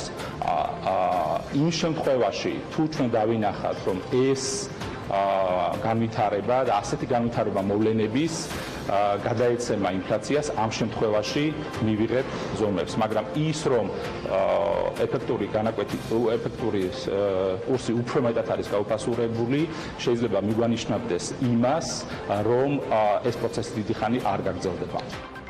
მოკლედ, კობაგონეტაძის გუშინ ახალი არაფერი უთქვამს. უცვლელია კერძო სექტორის შფოთვის ხარისხიც თუ უფრო გამძაფრებული არა. საქართველოს ბიზნეს ასოციაციის აღმასრულებელი დირექტორის თქმით, ეროვნულ ბანკს არ გააჩნია კონკრეტული ხედვა, თუ როგორ უნდა დაამშვიდოს ბაზარი.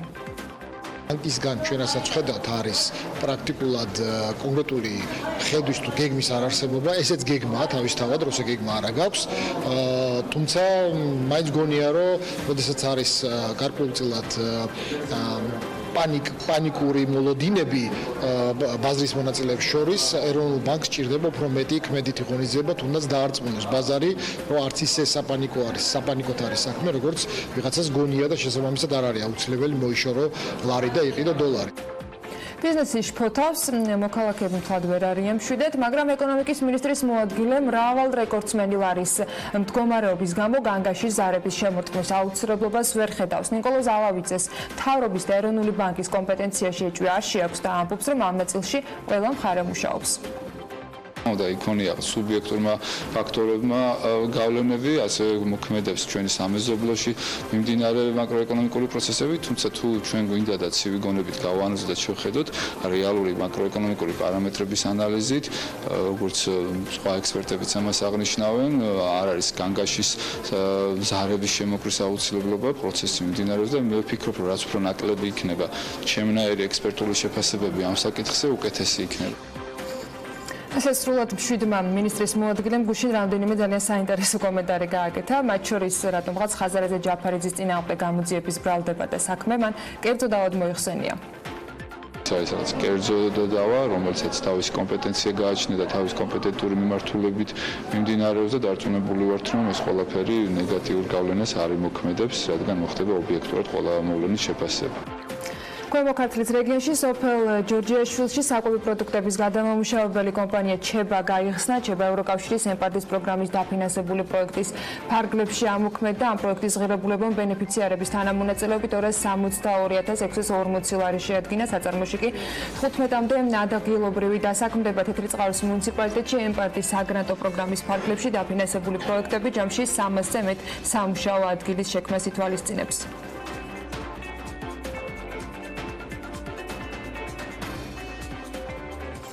ხონის მუნიციპალიტეტში კი თხილის მოსავლის აღების პროცესი დაიწყო. სურსათის ეროვნული სააგენტოს ინფორმაციით, ჩატარებული აგროსამუშაოების და წამლობების შედეგად ადგილობრივ მეტხილე ფერმერებს წელს თხილის კარგი მოსავალი აქვთ. სურსათის ეროვნული სააგენტო აღნიშნავს, რომ ფერმერებმა მავნებლებისა და სოკოვანი დაავადებების წინააღმდეგ შეწამვლითი სამუშაოები აგროკონსულტანტების რეკომენდაციით და ფაროსთანასთან ბრძოლის მართვის ცენტრთან კოორდინირებულად ჩაატარეს.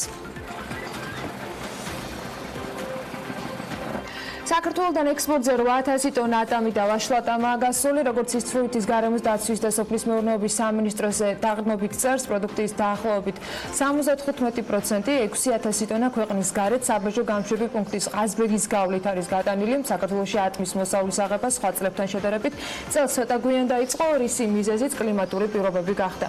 ატმის პირველი პარტია ექსპორტზე ივლისის მეორე ნახევარში გავიდა. კახეთის რეგიონის 8 მუნიციპალიტეტში წელს რამდენიმე სახელმწიფო პროგრამიდან 58,700,000 ლარის 657 პროექტი დაფინანსდება. საქართველოს რეგიონული განვითარებისა და ინფრასტრუქტურულ სამინისტროში განმარტავენ, რომ სოფლის მხარდაჭერის პროგრამიდან, რომლის ბიუჯეტიც 40 მილიონს შეადგენს, კახეთისათვის 4,200,000 გამოიყო და ჯამში 371 პროექტი განხორციელდება. პროგრამით დაფინანსებული 66 პროექტი კი ამ დროისათვის უკვე დასრულებულია. ამასობაში ქუთაისში 2020 წელს სპორტული სკოლების და სახელოვნებო დაწესებულებების რეაბილიტაციისათვის 2,170,000 ლარი დაიხარჯება. რეაბილიტაცია კრივის ძიუდოს და ჭიდაობის დარბაზებში ჩაუტარდება. ასევე ნიჩბოსნობის კომპლექსურ სკოლას, რისთვისაც 1,300,000 ლარია გათვალისწინებული. ქუთაისის მერმა მედიის და მრჩეველთა საბჭოს წარმომადგენლებთან შეხვედრის დროს ისაუბრა ამ დეტალებზე და ის აღნიშნავს, რომ დაგეგმილი არის სახელოვნებო დაწესებულებების რეაბილიტაცია, რისთვისაც გამოყოფილი არის 870,000 ლარი.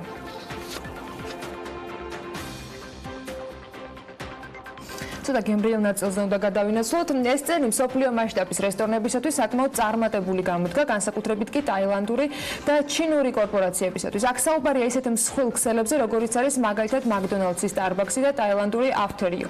სხვადი ეს მხოლოდ მცირე ჩამონათვალია, თუმცა რომელი რესტორნების აქციების ფასი გაიზარდა ყველაზე მეტად ბოლო 1 წლის განმავლობაში და როგორია Bloomberg-ის ანალიზი. დეტალებით ახლა მარიამ ადამია და ლევან თაღიაშვილი შემოგვიერთდებიან საქმიანი დილის ეთერში. დილამშვიდობის. როგორც Bloomberg-ი წერს, ამ რეიტინგში Starbucks-ი ლიდერობს, თუმცა გასაკვირი არა, რომ აზია ბოლო პერიოდში ისეთი გააქტიურებულია, რომ ამერიკულ ბრენდებს თამამ კონკურენციას უწევს. თუმცა რეიტინგს მაინც შედარებით უკანა პოზიციებიდან დავიწყებთ და გეტყვით, რომ McDonald's-ის აქციების ფასი ბოლო 1 წლის განმავლობაში 21%-ით გაიზარდა. ამჟამად მისი ღირებულება 164,600,000,000 დოლარია, რაც შეეხება აქციის ფასს. ზუსტად 1 წლის წინ მისი ერთი ფასიანი ქაღალდი 158 დოლარად იყო შეფასებული, დღეს კი 215 დოლარი ღირს. მისი ბრენდის შესახებ ალბათ ნაკლებად სჭირდება ჩვენს მაყურებელს შეხსენება, უბრალოდ გეტყვით, რომ მსოფლიოს მასშტაბით 36,000-ზე მეტ ობიექტს ფლობს ეს კომპანია და 1955 წელსაა დაფუძნებული. თუ კი ბოლო 1 წლის სტატისტიკას გადავხედავთ, შეგვიძლია ვთქვათ, რომ 2019 წელი წარმატებული აღმოჩნდა კომპანია Dunkin-ისთვისაც, რომლის აქციების ფასი 25%-ით გაიზარდა და დღევანდელი მდგომარეობით 82 დოლარი და 60 ცენტი შეადგინა. რაც შეეხება Dunkin-ის პირველ რესტორანს, ის 1950 წელს Queens-ში, მასაჩუსეტსის შტატში გახსნა ბილ როზენბერგმა და 69 წლიანი წარმატებული საქმიანობის შემდეგ 2019 წელს კომპანია 50 ქვეყნის მასშტაბით 12,000-ზე მეტი რესტორნითაა წარმოდგენილი. 2014 წლიდან კი ამ სიას საქართველოს დაემატა და კომპანია ყავის ფუნდუშეულისა და მომსახურების სინონიმად იქცა ქართველი მომხმარებლებისთვის. 2019 წლის იანვრიდან კი კომპანიამ მიიღო გადაწყვეტილება, რომ მისი საფირმო პროდუქტის დონატის სახელი დასახელებიდან ამოეღო და ასე გადაიქცა მხოლოდ Dunkin-ად.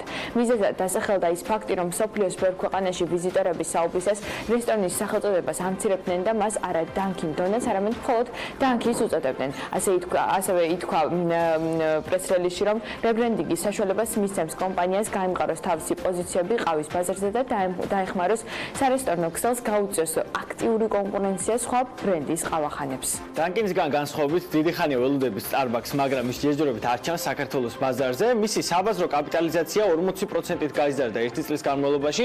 ერთი აქციის ფასი კი ამჟამად $99 ერთი წლის წინ კი $50 იყო. მისი საბაზრო კაპიტალიზაცია კი 120 მილიარდს ცდება. შემოსავლების კუთხითაც წარმატებული წელი იყო კომპანიისთვის. მათი ჯამური შემოსავალი 24 მილიარდ 720 მილიონი დოლარი იყო და 2019 წელს ჯამში 2100 ახალი ობიექტის გახსნას გეგმავს კომპანია, რაც ნამდვილად მასშტაბური გეგმებია. გეთანხმები და წარმატებული წელი აღმოჩნდა 2019 ასევე ამერიკული ჭიპოლეტესთვის, რომელიც რეიტინგში მესამე ადგილზე დასახელდა. მისი აქციების ფასი კი ბოლო ერთი წლის განმავლობაში 71%-ით გაიზარდა. მისი ქსელი ამერიკის შეერთებულ შტატებში, დიდ ბრიტანეთში, კანადაში, გერმანიაში და საფრანგეთშია გავრცელებული და ჯამში დაახლოებით 45,000-ზე მეტ ადამიანს ასაქმებს. სწრაფი კვების ობიექტი ძირითადად ბურგერებით არის ცნობილი და მისი დამფუძნებელი სტივ ელისია, რომელიც აღმასრულებელი დირექტორის მოვალეობასაც ითავსებდა და წლების განმავლობაში კომპანიაში, ხოლო მისი მთავარი ინვესტორი დასაწყისში McDonald's Corporation იყო. რაც შეეხება კომპანიის ფასიანი ქაღალდების ღირებულებას, ის $779 არის შეფასებული. ჰაიდილაო ჩინური რესტორნების უმსხვილესი ქსელია, რომელიც 1994 წელს დაფუძნდა შიჩუანის პროვინციაში. ის ჩინეთში 400-ზე მეტ სარესტორნო ქსელს აერთიანებს და ჯამში 60,000 ადამიანზე მეტს ასაქმებს. ჩვენს რეიტინგში მან საპატიო მეორე ადგილი დაიკავა, რადგან მისი აქციების ფასი 87%-ით გაიზარდა. ამჟამად მისი საბაზრო კაპიტალიზაცია 170 მილიარდი დოლარია. ერთი ცალი ფასიანი ქაღალდის ღირებულების მატება ერთ წელში $15 იყო და ახლა მისი შეძენა ჰონკონგის საფონდო ბირჟაზე $22 შესაძლებელი. მისი ღირებულება და მასშტაბები საერთოდ არაა გასაკვირი იმის გათვალისწინებით, რომ მას 160 მილიონი მომხმარებელი ჰყავს, რადგან ჩინეთში კვების ინდუსტრია ერთ-ერთი ყველაზე მოთხოვნადი სფეროა. და ბოლოს Bloomberg-ის რეიტინგის ლიდერი ტაილანდური დესერტების რესტორანი After You დასახელდა, რომლის აქციების ფასი მიმდინარე წელს 186%-ით გაიზარდა და ეს არის პირველი შემთხვევა, როდესაც რეიტინგის სათავეს Starbucks-ის ნაცვლად ტაილანდური ბრენდი იკავებს. მადლობა მარიამს და ლევანს და Bloomberg-ის რეიტინგი. დავიწყოთ ხოლმე დილა მე მგონი ყოველ. Bloomberg-ის რეიტინგიდან ვინაცვლებთ ქართულ რეალობაში თან ენერგეტიკის სფეროში 2019 წლის პირველ ნახევარში ელექტროენერგიის იმპორტი 195%-ით არის გაზრდილი. ეს ერთ-ერთი მიგნებაა TBC კაპიტალის კვლევიდან, რომლის პრეზენტაციაც გუშინ შედგა. როგორც TBC კაპიტალს ენერგეტიკის სექტორზე დაკვირვება აჩვენებს, ელექტროენერგიის დეფიციტმა 2018 წლის მდგომარეობით 9,000 ტერავატ-საათი შეადგინა. რა არის საჭირო დეფიციტის შესავსებად? პროგნოზების და არსებული ვითარების შესახებ მეტი ინფორმაცია ჩვენ სიუჟეტში უნდა ნახოთ. საქართველოში ელექტროენერგიაზე მოთხოვნას გენერაცია ვერ ეწევა. ასეთია ბოლო 6 წლის მონაცემებზე TBC კაპიტალის დაკვირვება. სწორედ ამ ტენდენციის გათვალისწინებით უკვე 2019 წლის პირველ ნახევარში გასული წლის ანალოგიურ პერიოდთან შედარებით ელექტროენერგიის იმპორტი 185%-ით გაიზარდა. როგორც კვლევის ავტორები განმარტავენ, უკვე 2023 წელს საქართველოში დამატებით 1000-მდე მეგავატის სიმძლავრის ჰიდროელექტროსადგურების დამონტაჟება იქნება საჭირო. 2018 წელს გვაქვს ელექტროენერგიის დეფიციტი, რომელიც მთლიანი გენერაციის დაახლოებით 8%-ია. ჩვენი მოლოდინით გენერაცია გაიზრდება დაახლოებით 600 მეგავატამდე ჰიდროსადგურების ვფიქრობთ, რომ ექსპლუატაციაში შევა 2023 წლამდე, თუმცა მოხმარების ზრდა იქნება უფრო მაღალი და დეფიციტი გაორმაგდება. ვებულობთ სურათს, როდესაც ვერ აკმაყოფილებს ახალი ფესების მშენებლობა იმ გაზრდილ მოთხოვნას, რაც იქნება და კიდევ უფრო მეტი იქნება გრძელვადიან პერიოდში. იმ სექტორებს შორის, რომელიც ელექტროენერგიაზე მზარდ მოხმარებას განაპირობებს, TBC კაპიტალი ტურიზმს გამოარჩევს. ამ და სხვა ფაქტორების მიხედვით კი კვლევის ავტორები ვარაუდობენ, რომ 2023 წლისთვის მოსალოდნელი ეკონომიკური ზრდის ფონზე ელექტროენერგიის მოხმარება 28%-ით გაიზრდება. სწორედ ამიტომ TBC ბანკისთვის ენერგეტიკის დარგი დაკრედიტების თვალსაზრისით მიმზიდველი სექტორების ჩამონათვალშია.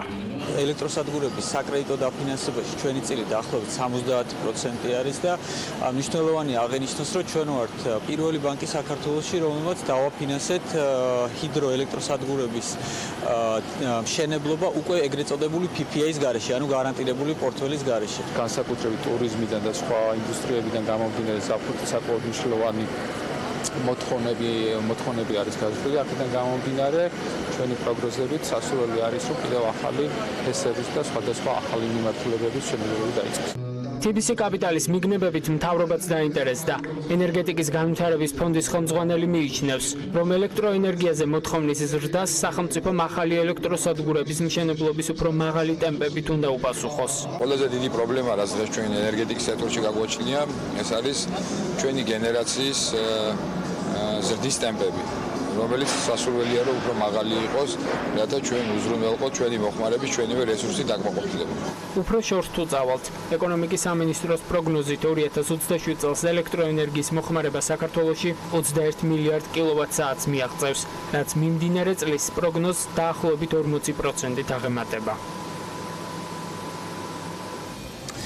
კვლევის დეტალებზე გუშინ ძალიან საინტერესო დისკუსია შედგა. ცხადია, იყო სპეციალური პანელი პროფესიონალებიც სავსე და დაანონსებულად ვაგრძელებთ ამ პანელს, ერთგვარად ვაგრძელებთ ამ პანელს უკვე საქმიანი დილის სტუდიაში, მით უმეტეს მოდერაციასაც ვაგრძელებ, ეგრე გამოვიდა. და მადლობა მობრძანებისთვის TBC ბანკის გენერალური დირექტორის მოადგილეს გოგა თხელიძეს და გიორგი არველაძეს TBC კაპიტალის საბროკერო და კვლევების მიმართულების ხელმძღვანელს დილამშვიდობის. კარგი, რა არის ის ძირითადი მიგნებები? მოდი ესე გავხურდეთ ჩვენი საუბრისას, რაზეც აი ამ კვლევამ მიგვეყვანა. დაიწყე გიორგი და მე უკვე გოგას. მადლობა. მოკლედ ჩვენი TBC კაპიტალმა გააკეთა ეს კვლევა გამომდინარე იქედან, რომ საკმაოდ დიდი ინტერესს იწევს ზოგადად ეს სფერო ქვეყანაში ბოლო წლებია. ჩვენ არაერთხელ განვაცხადებთ, როგორც სახელმწიფო, ისე კერძო სექტორმა, ეს არის სტრატეგიული მიმართულება. ასევე ვიძახით, რომ ენერგეტიკული უსაფრთხოება, ასე ვთქვათ, არის ერთ-ერთი ძირითადი ფუძე, რაზეც უნდა დაეყნოს ეკონომიკა და ორ იმას ვხედავთ ასევე პარალელურად, რომ ერთი არის ძალიან მნიშვნელოვანი როგორც ქვეყნის ენერგეტიკული უსაფრთხოება და ასევე ძალიან მიმზიდველია კომერციულად. რა დავინახეთ ამაში და რაში მდგომარეობს ეს მიმზიდველობა? ზოგადად თვითონ მოხმარება, აი რამოდენიმე ფაქტორისგან რო შევკრათ ეს პერმანენტულად იზრდება, აი ყველაზე პესიმისტური გათვლებითაც კი მოხმარება ყოველთვის გაიზრდება მომავალ წლებში, რასაც ჯერჯერობით, რასაც ვხედავთ, ვერ მიყვება სრულად გენერაცია, მიწოდებით. შესაბამისად, თვითონ ამ პროდუქტს ელექტროენერგიაზე ყოველთვის იქნება მზარდი მოთხოვნა, რასაც უყურებთ. ეს იყო ერთი მნიშვნელოვანი ფაქტორი. ასევე მნიშვნელოვანია ის ვთქვათ, რომ არის რამოდენიმე ასე ვთქვათ სფერო, რომელიც დიდი გავლენას ახდენს და ბოლო წლებში დიდი გავლენა მოახდინა ენერგეტიკის ზრდაზე, მაგალითად, თუ მოხმარება იზრდებოდა დაახლოებით 5%-ით, ბოლო რამოდენიმე წლის განმავლობაში უკვე გაიზარდა 7%-მდე, ეს განაპირობა ერთის მხრივ კრიპტოვალუტების წარმოებამ ქვეყანაში, მეორე მხრივ ტურიზმმა.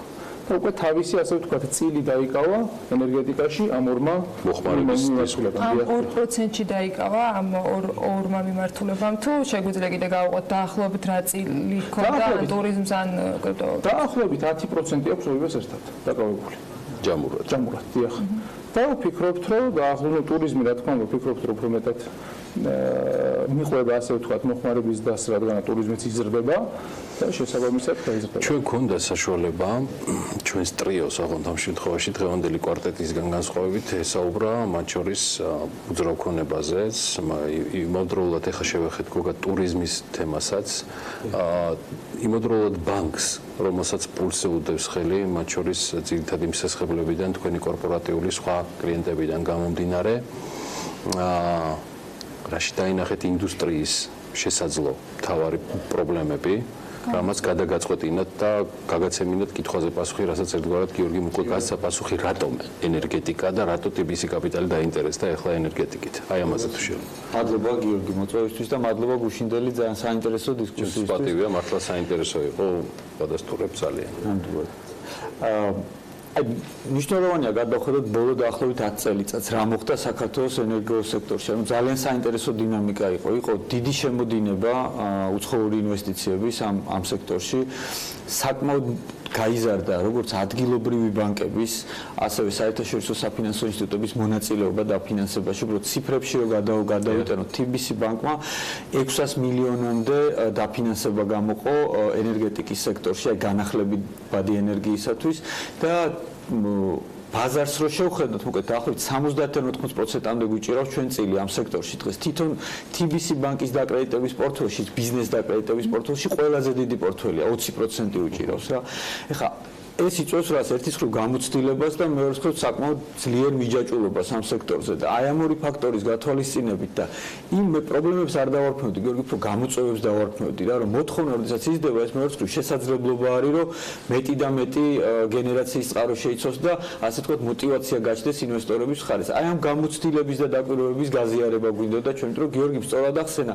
საინტერესო ტრენდი იყო ხა 4 წლის წინ პირიქით მიწოდება და მოხმარება უფრო ბალანსდებოდა, მაგრამ ეხლა დავინახეთ ტურიზმის, კრიპტოვალუტის, თვითონ შიდა მოხმარების, როგორც მოსახლეობის, ასევე ბიზნესების მიერ მეტი და მეტი მოთხოვნა ელექტროენერგიაზე და რა თქმა უნდა, ამას სჭირდება უფრო სწრაფი ტემპი, რომ მეტი და მეტი ჰიდროელექტროსადგური, მეტი განახლებადი ენერგიის წყარო ჩაეშვას ოპერირებაში მომდევნო წლების განმავლობაში. საკმაოდ დიდი მოცულობა ითმობოდა ამ კვლევაში, სწორედ განახლებადი ენერგიებს, მაგრამ ცოტა გრძელვადაში რომ შევხედოთ, განახლებადი ენერგიებისაგან მიღებული ენერგია დაახლოებით რა მოცულობის ჩამონაცვლებელი ან მაგიერი შეიძლება გახდეს ტრადიციული სადგურებისა, დაახლოებით გათვლა თუ აქვს ამ კვლევას გაკეთებული და თქვენ რა გითხრათ ბაზარმა ამასთან დაკავშირებით, რამდენად შეიძლება საპირწონედ განვიხილოთ 10 ან 20 წლიან პერსპექტივაში უფრო ადრე არც ვკითხულობ ამას. მე მგონი ეგრეც არის.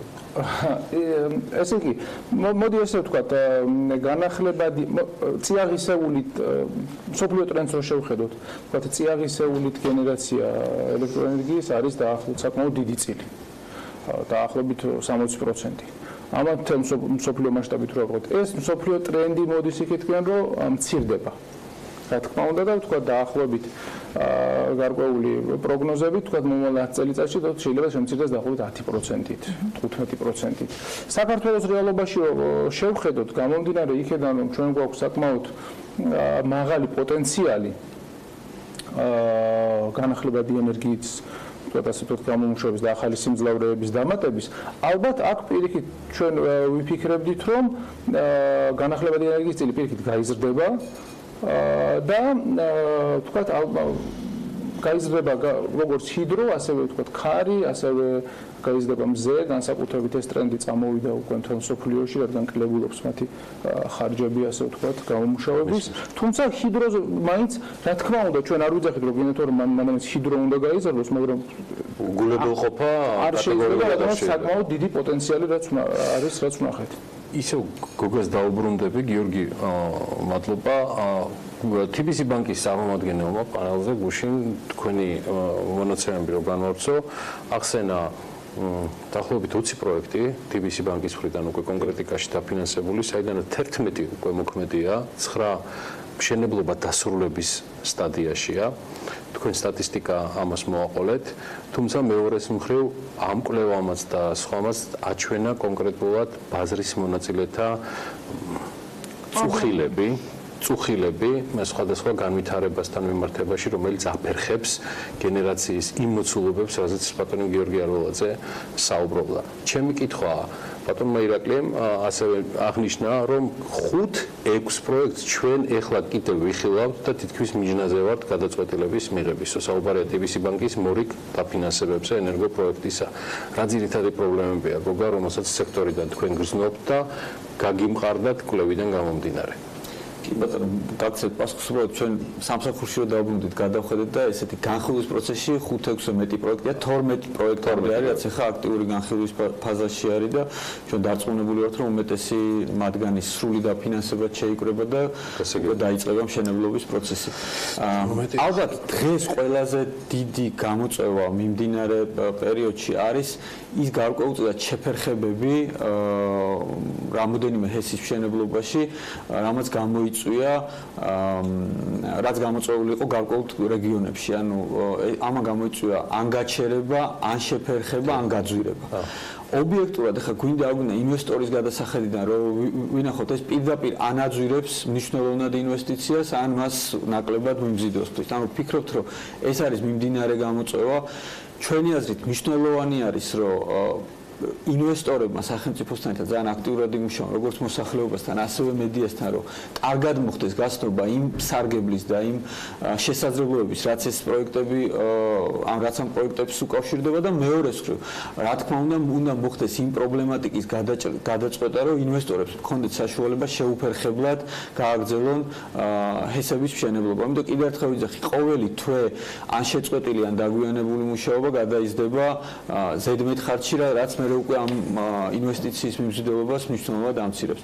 ყველაზე დიდი გამოწვევა ეს არის, მაგრამ მეორე მხრივ პოზიტიურადაც ვთქვათ, ძალიან საინტერესო ტრენდია დერეგულაციის და ვფიქრობთ, რომ ეს დიდი შესაძლებლობა არის ახლა სხვადასხვა ტიპის ინვესტორების, რომ თქვენ ახსენეთ, როგორც ჩაანაცვლებსო განახლებული ენერგია. ძალიან დივერსიფიცირებული მოწოდება. არიან საშუალო ზომის და მცირე ჰესები 1, 2, 5 მეგავატის, არის უფრო მსხვილი ჰესები, რაღაც 20 მეგავატის ფაგლებში და არიან 50 მეგავატზე მეტი. ანუ ეს ბაზარი საშუალებას მისცემს უკვე ამ მონაწილეებს ბიზნესებთან დაამყარო პირდაპირი კავშირები და პირდაპირი კონტაქტები. ანუ ვფიქრობთ, რომ ეს იქნება გარკვეულწილად შესაძლებლობა, რომ გარკვეულმა ჰიდროელექტროსადგურების ინვესტორებმა პირდაპირი კავშირები დაამყაროს რეგიონებში და ვფიქრობთ, რომ ეს ხელს შეუწყობს მეტ პოზიტივის შექმნას, იქ მეტი სამუშაო ადგილების შექმნის და რაღაც იქაური ბიზნესების უფრო მეტად გააქტიურების კუთხით. გიორგი, სახელმწიფო უშინაც საკმაოდ კონკრეტული იყო, მათ შორის იმ დაანონსებულ საკანონმდებლო ცვლილებებზე, რომელიც მოსალოდნელია როგორც მიმდინარე წელს, ასევე გაისად, განახლებადი ენერგიის კუთხით ღია თქვა ბატონმა გიორგი ჩიქოვანმა ახალი კანონის შესახებაც. ძალიან კონკრეტული იყო IBRD, დავით მანაგაძის ახალი პროდუქტები და შეთავაზებები იქნებოდა ეს აუქციონები თუ სხვა. რეალურად ერთგვარად რეზუმირებისკენაც რომ წავიყვანოთ, რითი რჩება ქართული ენერგობაზარი და რა არის მთავარი გზავნილი TBC-სა მიმზიდველი ინვესტორებისთვის, იქნება ეს ადგილობრივი ინვესტორები თუ საერთაშორისო და უცხოელი. ერთ-ერთი მთავარი ის რაც მოდი ასე ვთქვათ, ერთი გზავნილი არის ის რომ თუ თავიდან იყო ასე ვთქვათ პირდაპირი შესყიდვების ხელშეკრულებით ძირითადად მიზიდულობა ამ სფეროს მიმართ კომპანიო ინვესტორებისათვის და ეს ეგრეთ წოდებული PPA და ეს PPA არ იქნება ამის საპირწონედ და ამის გარკვეულწილად დასაბალანსებლად იქნება ახალი ინფრასტრუქტურა, იქნება ორგანიზებული ბაზარი, სადაც ვთქვათ ის ახალი მოთამაშეები, რომლებიც ჩემოვიდნენ ბაზარზე შეძლებენ ბევრად უფრო ორგანიზებულად და ტრანსპარენტულად მოახდინონ ელექტროენერგიის რეალიზაცია. თუ ეს იქნება პატარა მოთამაშე, შესაბამისად იქნება აგრეგატორები, რომლებიც ერთიანად. ეს არის ერთი მხრივ ვთქვათ რეალიზაციის კუთხით, ხოლო თვითონ ასე ვთქვათ სექტორის კუთხით, ენერგეტიკის სექტორის კუთხით მთავარი გზავნილი მაინც ისევ მივდივართ იქამდე, რომ ჩვენ უყურებთ, რომ მოხმარება პერმანენტულად იზრდება. მიწოდება ვერ აკმაყოფილებს ამას. უახლოეს 60 წელიწადშიც კი თავისუფლად შეიძლება რომ დაახლოებით 1000 მეგავატი და დადგმული სიმძლავრის ჰესებმა ჩაანაცვლონ ის იმპორტი, რასაც ჩვენ ველოდებით ახლა და ვთქვათ ბოლო ორ წელიწადში განსაკუთრებით გაიზარდა იმპორტი, ვთქვათ აზერბაიჯანიდან, ძირითადად აზერბაიჯანიდან ხდება და ესეც ერთ-ერთი გამოწვევა არის, რადგან ვთქვათ ახლა თუ არის სიტყვაზე 5.2 ცენტი დაახლოებით ის ფასი, რასაც აზერბაიჯანიდან ყიდულობთ, ნამდვილად არ არის ეს გარანტირებული, ალბათ დიდი ალბათობით ეს ფასი გაიზრდება ჩვენი მოთხოვნის ზრდასთან ერთად. თან როგორც არასდროს კონკრეტული იყო კოლევა, მათ შორის იმპორტის მოცულობებთან და თანხებში გამოხატულ იმპორტის მოცულობებთან დაკავშირებით, ანუ სალდირებული ეს იყო თორცებით დაახლოებით 60 მილიონი დოლარი ელექტროენერგიაზე საუბრობთ, მხოლოდ უხეშად 58-60 მილიონი დოლარი ვალუტა, რომელსაც მივტირით, რომელიც გაგვდის ქვეყნიდან და რომელიც პრობლემატურია. შესაბამისად, ნეტ დეფიციტი იზრდება, ჩვენ დაახლოებით 0.9 ტერავატიდან რაც არის ნეტ, ანუ წმინდა ვალუტის გადინებით რო შევხედოთ დაახლოებით 2 ტერავატამდე გაორმაგებას ვარაუდობთ 60 წელიწადში და ასევე მიმზიდველი ხდება, რადგან თვითონ სტრუქტურა შეიცვალა და ერთი ძალიან მნიშვნელოვანი ფაქტორი რაც არის, ზაფხულის მოხმარება იზრდება და ფაქტიურად ვთქვათ 2018 წელს ფაქტურად ივლისი და თებერვალი გაუტოლდა ერთმანეთს მოხმარება.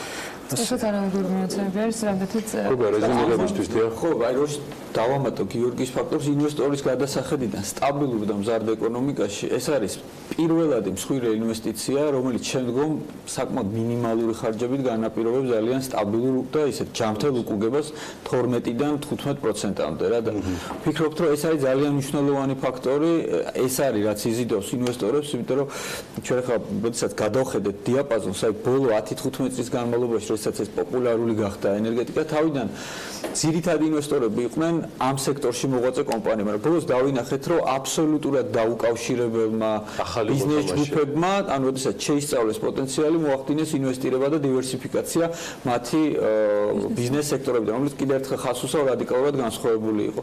და დარწმუნებულია, რომ გადავალ ჩვენ იმ ეტაპზე, როდესაც ეს უფრო აქტიური და შეიძლება კაპიტალის ბაზრებისათვის საინტერესო ინვესტიცია გახდეს ძალიან მოკლე პერიოდში. გოგო თხელიძე, TBC ბანკის გენერალური დირექტორის მოადგილე და გიორგი არველაძე, TBC კაპიტალის საბროკერო და კვლევების მიმართულების ხელმძღვანელი. მადლობთ სტუმრობისთვის. სულ მალე მართლა ძალიან საინტერესო კვლევას უკვე ოფიციალურად ნახავთ TBC-ის ვებზე. მართლა ძალიან საინტერესო მიგნებებია, დასკვნები გაკეთებული პროფესიონალების ნამუშევარი. მადლობა ყველას მათ და მადლობა TBC-ის მორიგი საინტერესო თემისთვის ამ გაგანია ცხელ ზაფხულში. თუ ნახვა რეკლამის რო აქვს საქმიანი დღის ეთერში, რამდენიმე წუთში გებრუნებით ბუკა პეტრიაშვილთან. პირველზე ხუბჯინ შევისვით, კარგად არქოთ ბუკა პეტრიაშვილი სულ მალე რამდენიმე წუთში იქნება პირდაპირ ეთერში. მსოფლიო როგორც ასეთი.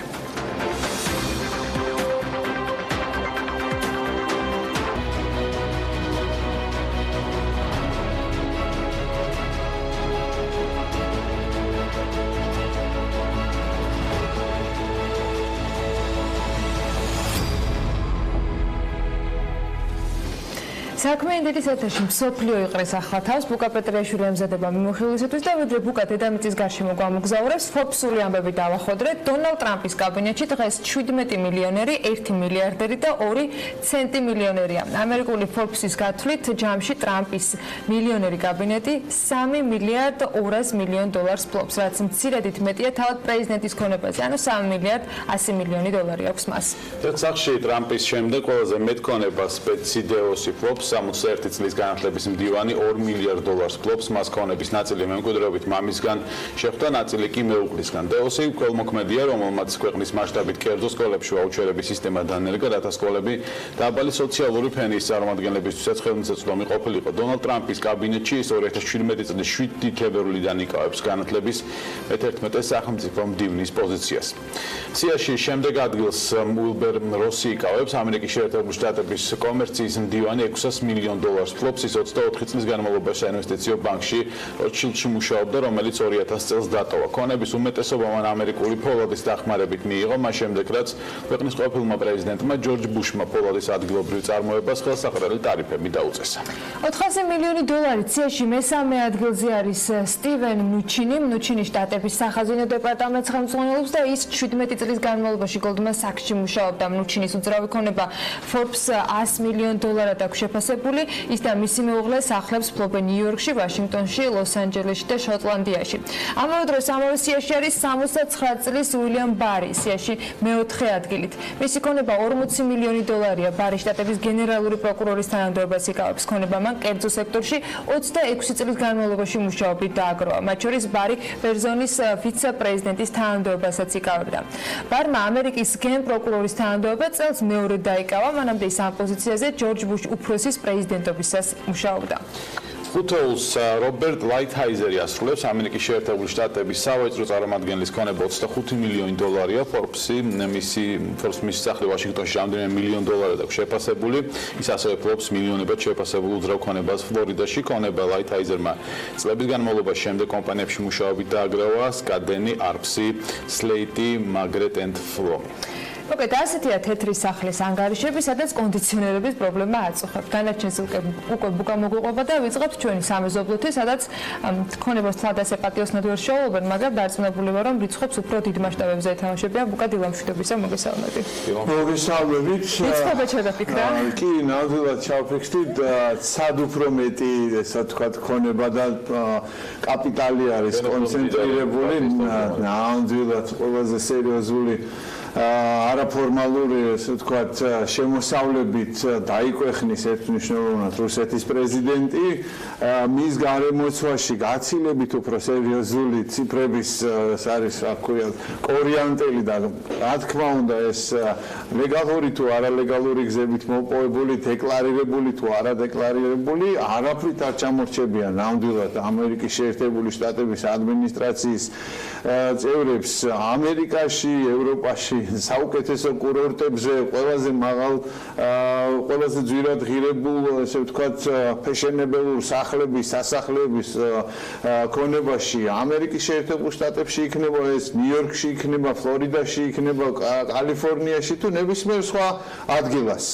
უსწრებენ ერთმნიშვნელოვნად, რაც ღიად არის დეკლარირებული, უბრალოდ მითაც კი კი, რა თქმა უნდა, უბრალოდ ერთი პრობლემა აქვთ ამერიკის შეერთებული შტატებისგან განსხვავებით, მაინც რუსეთში ეს გზა, რომლითაც მოპოვებულია ეს თანხები, ეს შესაძლებლობები, რომლითაც არის ძალაუფლება მოპოვებული და შემდეგ შენარჩუნებული, ეს გზა მაინც საბოლოო ჯამში მიდის კრახისკენ, მიდის დასასრულისკენ. ეს იხსნება ესეთი ტიპის სისტემა, ესეთი ტიპის ძალაუფლება. არავინ არ არის აქ გულუბრყვილო, ნამდვილად ეს არ ხდება დღეს, ხვალ, ზეგ, მაგრამ ექსპერტები ვარაუდობენ სხვათა შორის რუსეთშიც და საერთაშორისო თანამეგობრობაშიც, დემოკრატიულ თანამეგობრობაშიც, რომ უახლოესი წლების მანძილზე პუტინის ხელისუფლებას ექნება ძალიან სერიოზული გამოწვევა. პუტინის ხელისუფლება ემზადება გარკვეულწილად ტრანზიციისთვის, ხელისუფლების ტრანზიტისთვის, უნდა ჩამოყალიბდნენ კანდიდატურაზე, უნდა ჩამოყალიბდნენ შეინარჩუნონ თუ არა პუტინი, თუ არ შეინარჩუნონ მაშინ ვინ. არის ექსპერტების მოსაზრება, რომ მიუხედავად იმისა, თუ ვინ იქნება ვლადიმერ პუტინის მაგივრად, ნებისმიერი ამ კანდიდატებიდან განწირული იქნება საბოლოო ჯამში ვიხმარ ამ სიტყვას ჩაქვესკნელებისთვის, იმიტომაც ეშინიათ ასე ძალიან უახლოეს შემდეგ სექტემბერს, ანუ მიმდინარე წლის სექტემბერს დაგეგმილ მოსკოვის საქალაქო დუმის არჩევნებისთვის ემზადებიან მთელი ძალოვანები, მთელი იერარქია, ესე ვთქვათ, პუტინის მმართველობითი სისტემის. 20 ივლისს იყო გამოსვლა ოპოზიციურად განწყობილი ლიდერების და ოპოზიციურად განწყობილი რუსეთის მოქალაქეების იყო გამოსვლა იმის გასაპროტესტებლად, რომ რამდენიმე ათეული დეპუტატობის კანდიდატი, საქალაქო დუმაში დეპუტატობის კანდიდატი, ოპოზიციურად განწყობილი კანდიდატები არ დაარეგისტრირეს, ძალიან ღიმილის მომგვრელი მიზეზებით, ხელმოწერების, ესე ვთქვათ, ხელმოწერების არა, ესე ვთქვათ, ლეგიტიმურობის თუ არა აუთენტურობის, ერთ-ერთ დეპუტატს საზღვარგარეთ ქონების არ ქონის გრაფაში არ ქონდა მითითებული სიტყვიერად, არ ქონდა დეფისი ჩახაზული და ამის გამო უთხრეს უარი და შესაბამისად გააპროტესტა ეს ხალხმა. პროტესტი ისევ გამოდგა რუსეთის ხელისუფლებისთვის მოულოდნელად ძალიან სერიოზული, მიუხედავად იმისა, რომ ჩვენი სიკეთის არ იყო, სიკაც მაგრა ითვლიან ციფრებს და ხელისუფლება ამბობდა, რომ 3,500 კაცთან იყო ქონდა საქმე, სხვა შეფასებებით სადღაცა დაახლოებით 20, 25, 30,000 ადამიანი იყო გამოსული. მაგრამ ეს ადამიანები გამოსულები იყვნენ მშვიდობიანად გასაპროტესტებლად, უბრალოდ მოძრაობდნენ, გადაადგილდებოდნენ, ან იდგენ დიდ ჯგუფად და პოლიცია ვიდრე ეს მსვლელობებიც კი დაიწყებოდა, მოსკოვის მილიციამ, ასე ქვია მაგათ რეალურად, მოსკოვის მილიციამ დაიწყო ამ ხალხის დაპატიმრება და საერთო ჯამში გავიდა სარეკორდო მაჩვენებელზე 1400 კაცამდე იყო დაპატიმრებული. მათ შორის ესე სტაბილურად აპატიმრებენ გამოკვეთილ ლიდერებს, ოპოზიციური ძალების ერთ-ერთი მათ შორის არის რა თქმა უნდა ალექსი ნავალნი, რომელმაც უკვე მერამდენეთ ესე ვთქვათ მოხდა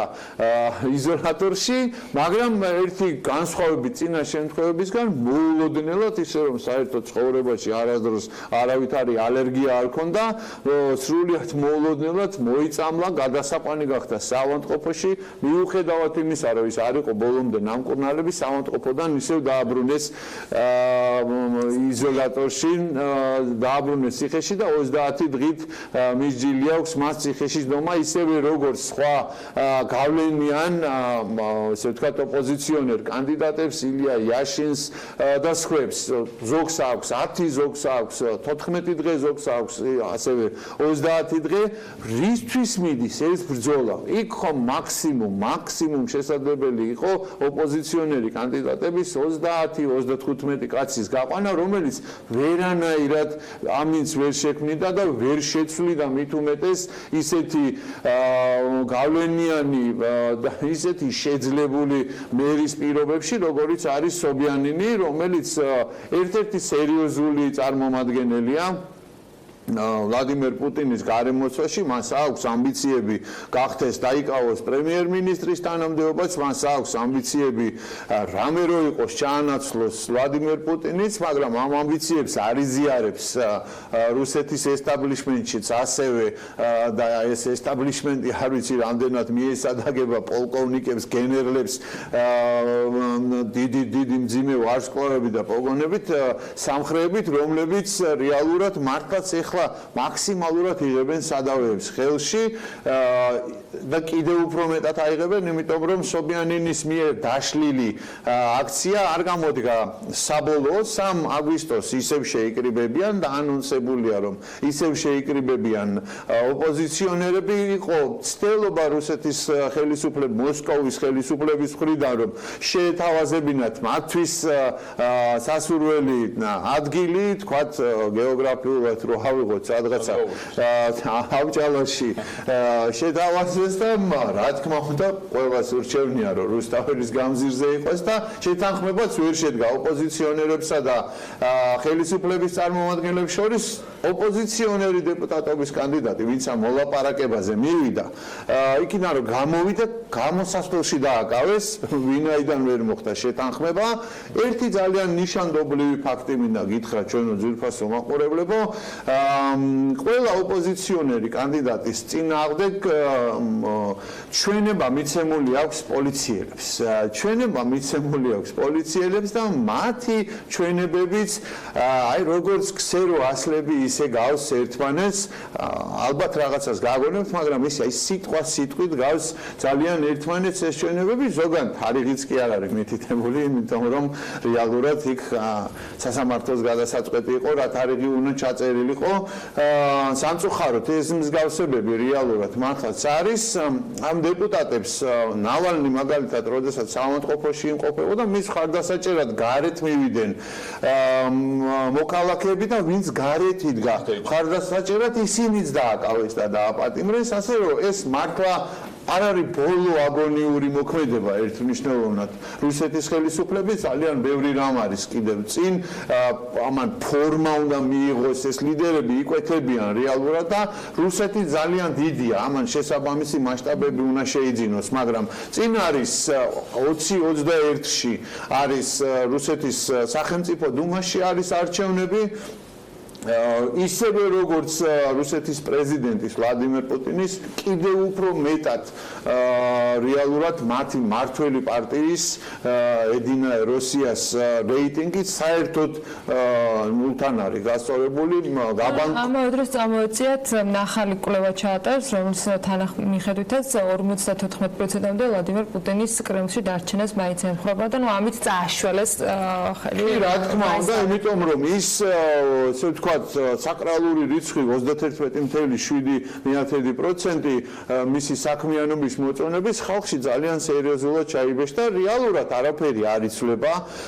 რეალურად უკეთესობისკენ არანაირად არ მიდის ქვეყანაში ძალიან რთულად არის მდგომარეობა. სხვათა შორის ქალაქის მერი სობიანინი გამოვიდა, მადლობა გადაუხადა მილიციელებს, მოსკოვის მილიციელებს, რომ ისინი ესე ვთქვათ, კარგად მოიქცენ, კარგად გაუმკლავდნენ დემონსტრანტებს, რომელთაც სურვილი ჰქონდათ შტურმით აეღოთ მოსკოვის მერია და ამით დაეწყოთ საყოველთაო ესე ვთქვათ, არეულობები მთელი რუსეთის ტერიტორიაზე და განსაკუთრებით მოსკოვის ტერიტორიაზე.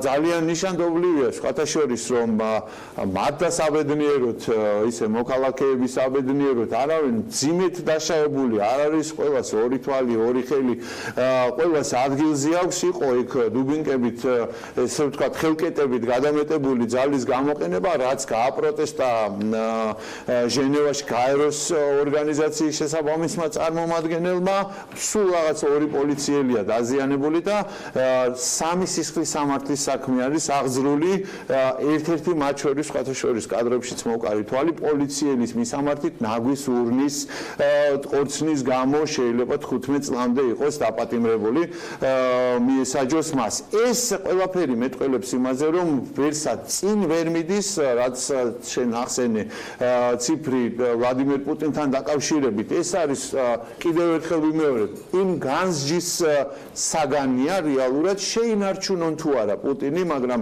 პუტინი როგორც კაი ტიპი, პუტინი როგორც ბოდიში ამ სიტყვისთვის, რუსული სიტყვისთვის მუჟიკი ვეღარ მუშაობს, მიუხედავად იმისა, რომ იქ ხან ფსკერზე წავიდა იქ რაღაცების დასათვალიერებლად სანქტ-პეტერბურგში, მიუხედავად იმისა, რომ აღლუმი ჩაიბარა სამხედრო საზღვაო ძალების სანქტ-პეტერბურგში, მისი იმიჯი როგორც ასეთი ვერ მუშაობს უკვე გამქაჩავად.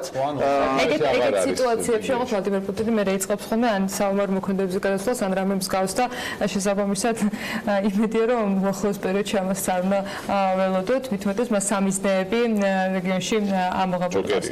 ეხლა მინდა რომ გადავინახოთ ამერიკის შეერთებული შტატებისაკენ, სადაც ასევე დიდი ამბები არის, გენერლები, მილიარდერები, მივახსენე კიდეც მათი ნაწილი, რა ხდება თეთრ სახლში?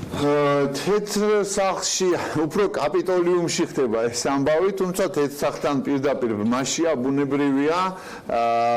მოგეხსენებათ ყველას ამერიკის შეერთებულ შტატებსა და საუდის არაბეთს შორის სტრატეგიული თანამშრომლობა ძალიან მაღალ რანგში იყო ყოველთვის, მაგრამ ეხლა განსაკუთრებით დონალდ ტრამპის ადმინისტრაციის მმართველობის პირობებში ამ განსაკუთრებული მეგობრობის და პარტნიორობის სახე შეიძინა ცოტა ხნის წინ, სხვათა შორის, მას მერე რაც ამერიკის შეერთებული შტატების კონგრესმა დაბლოკა, ესე ვთქვათ, საუდის არაბეთისთვის 8 მილიარდი დოლარის ღირებულების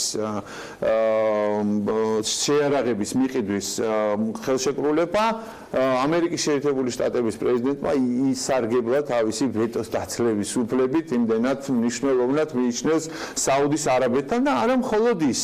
სულ ცოტა ხნის წინ კონგრესის დემოკრატიულმა, ასე ვთქვათ, კომიტეტის თავმჯდომარემ ზედამხედველობის და მთავრობის რეფორმირების თუ არ ვცდები ესე ვქვია ზედამხედველობის ნამდვილად დემოკრატმა თავმჯდომარემ დაასრულა გამოძიებაზე და ანგარიშზე მუშაობა, რომელიც მოიცავს 60,000 დოკუმენტს იმის თაობაზე, როგორ უწყობენ ხელს ამერიკელი გავლენიანი ბიზნესმენები და ამერიკელი გავლენიანი სამხედროები საუდის არაბეთისთვის ბირთვული რეაქტორის შესაქმნელად ტექნოლოგიების, ამერიკული ტექნოლოგიების გადაცემას და როგორ ლობირებენ ამ საკითხს როგორც დონალდ ტრამპთან, ისე ზოგადად ვაშინგტონში და ამერიკის შეერთებული შტატების სხვადასხვა შესაბამის უწყებებში, მათ შორის ყველაზე გამოკვეთილი ფიგურა არის ბიზნესმენი, მილიარდერი ბიზნესმენი, რომელიც არის კალიფორნიიდან, ტომ ბარაკი, არაქამას ნამდვილად, რომელიც სხვათა შორის იყო საინაუგურაციო კომიტეტის თავმჯდომარე, დონალდ ტრამპის საინაუგურაციო კომიტეტის თავი კაცი, ესე ვთქვათ, სიკეთის და კარგ ამბავში, მაგრამ მას ასევე ეხლა ამ წუთის მდგომარეობით არავითარი ოფიციალური თანამდებობა არ უკავია, თუმცა მას გარკვეული პერიოდის მანძილზე მოიაზრებდნენ როგორც საგანგებო სპეციალურ წარმომადგენელს ახლო აღმოსავლეთის საკითხებში და ასევე განიხილებოდა მისი კანდიდატურა არაბთა გაერთიანებულ საემიროებში ამერიკის შეერთებული შტატების ელჩის პოზიციაზე.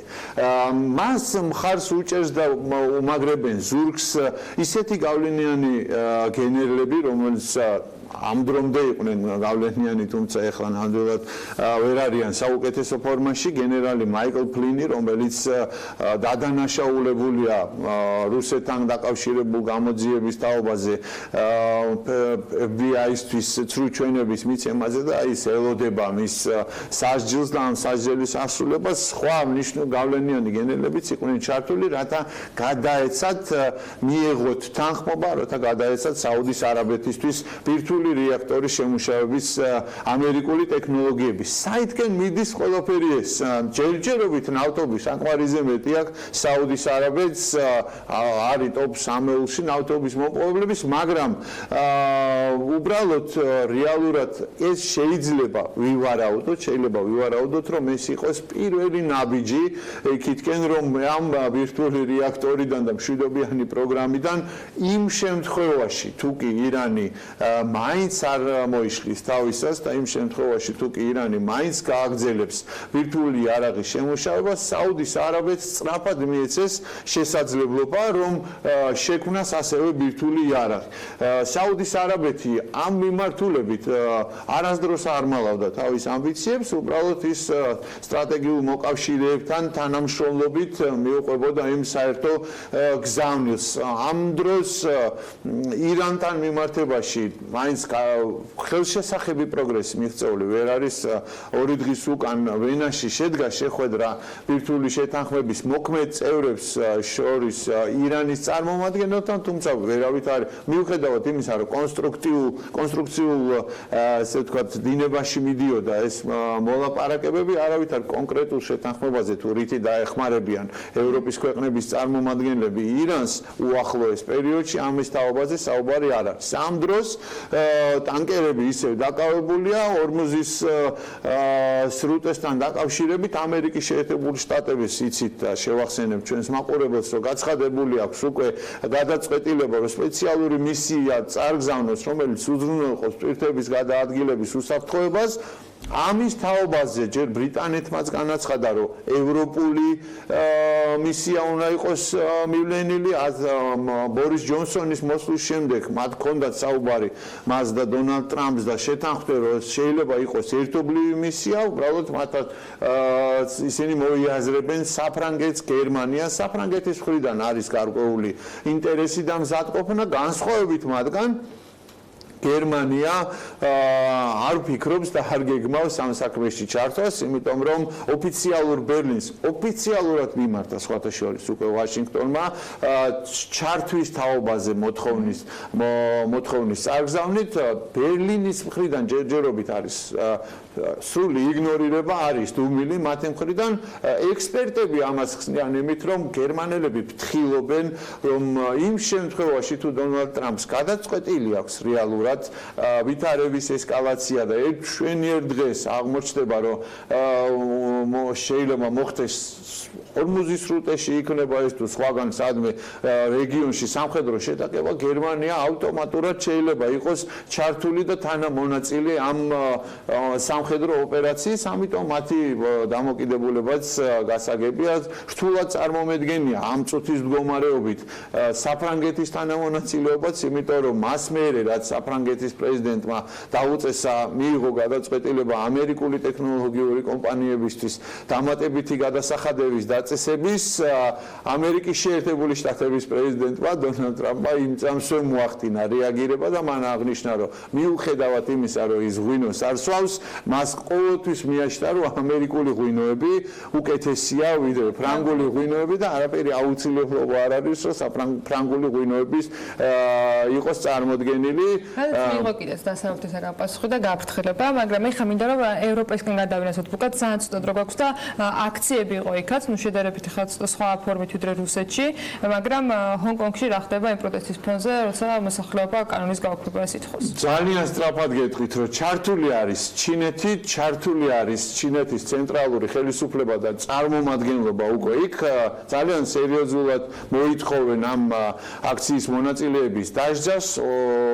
პირველი სასამართლოებიც გაიმართა, მათ შორის ერთ-ერთი ბრალდებული არის 16 წლის პროტესტი არ ცხრება რეალურად. მნიშვნელოვანია ის, რომ იმ კანონმდებლობის გაწევასთან და მოქმედი ხელისუფალის წარმომადგენლის, ასე ვთქვათ, თანამდებობიდან წასვლასთან ერთად უკვე წამოვიდა და ძალიან გააქტიურდა შეძახილები და მოთხოვნა ჰონკონგის დამოუკიდებლობის გამოცხადების თაობაზე. ბოლო კვლევების მიხედვით ჰონკონგელები თავის თავს სულ უფრო და უფრო ნაკლები ჰონკონგელი აიგივებს თავის თავს ჩინეთთან, ასე რომ ერთი ჩინეთი, ორი სისტემა, ეს მექანიზმი რეალურად უკვე ასევე ვეღარ მუშაობს, იმიტომ რომ ჩინეთმა ვერ იმოქმედა სწორად, რათა გაეთვალისწინებინა ჰონკონგელების ინტერესი. ჰონკონგი არ გახლავთ მთელი ჩემი პატივისცემით ყველა სხვა მილიარდ 700 მილიონი ჩინეთის მოქალაქის მიმართ, მაგრამ თუ ეყოფა მათ ეს ჩემი პატივისცემა ყველაზე თუ განაწილდება, მაგრამ ჰონკონგი არის განსაკუთრებული საფინანსო ცენტრი და ბიზნეს ცენტრი, ეს არის ტოპ 5-ში. ჰონკონგის ბირჟა, აქციების ბირჟა არის ყველასთვის ცნობილი და ძალიან მნიშვნელოვანია თვითონ ჩინეთისთვისაც, იმიტომ რომ მისი კომპანიები არიან წარმოდგენილი ჰონკონგის ბირჟაზე და უფრთხილდება და ბირჟა ძალიან მწვავედ რეაგირებს ამაზე. პროტესტის, ესე ვთქვათ, გალევის იმედი აქვთ, რომ მოსახლეობით საქართველოზე ორჯერ მეტია, მაგრამ ყოველკვირეულად ათასობით ადამიანი გადის აქციებზე. იმედი აქვთ, რომ სექტემბერში სწავლა რო დაიწყება, სტუდენტები შეუდგებიან თავის, ესე ვთქვათ, სწავლა-განათლების ძირითად საქმიანობას და ეს პროტესტი გაილევა, თუმცა თვითონ ჰონკონგელი მოქალაქეების მხრიდან ამისი არავითარი ინდიკაცია არ არის, ის კი არა, მიუხედავად იმისა, რომ სამსახურებში აგვიანებენ, ჰონკონგელები, ვინც არ ღებულობს აქციებში მონაწილეობას, სულ უფრო და მეტი ჰონკონგელი უცხადებს სოლიდარობას პროტესტის მონაწილეებს. ასე რომ მივედენებ თვალს ამ ყველაფერს სექტემბრამდე არ ვიცი, მაგრამ აგვისტოში ერთხმამდე ამასად გვექნება ამას საშუალება ბუკასთან ერთად. მადლობა ბუკაიმს, რომ დღესაც იყავით ჩვენთან ერთად და ივლისსაც ერთად ვასრულებთ. აგვისტოშიც არაერთ ძალიან საინტერესო ბლოგში მოგთავაზებს, როგორც Forbes-ის კითხვისათვის, ასევე საქმიანი დილის მაყურებლისათვის. ახლა წინ სარეკლამო პაუზა გულდება და რამდენიმე წუთში გიბრუნდებით.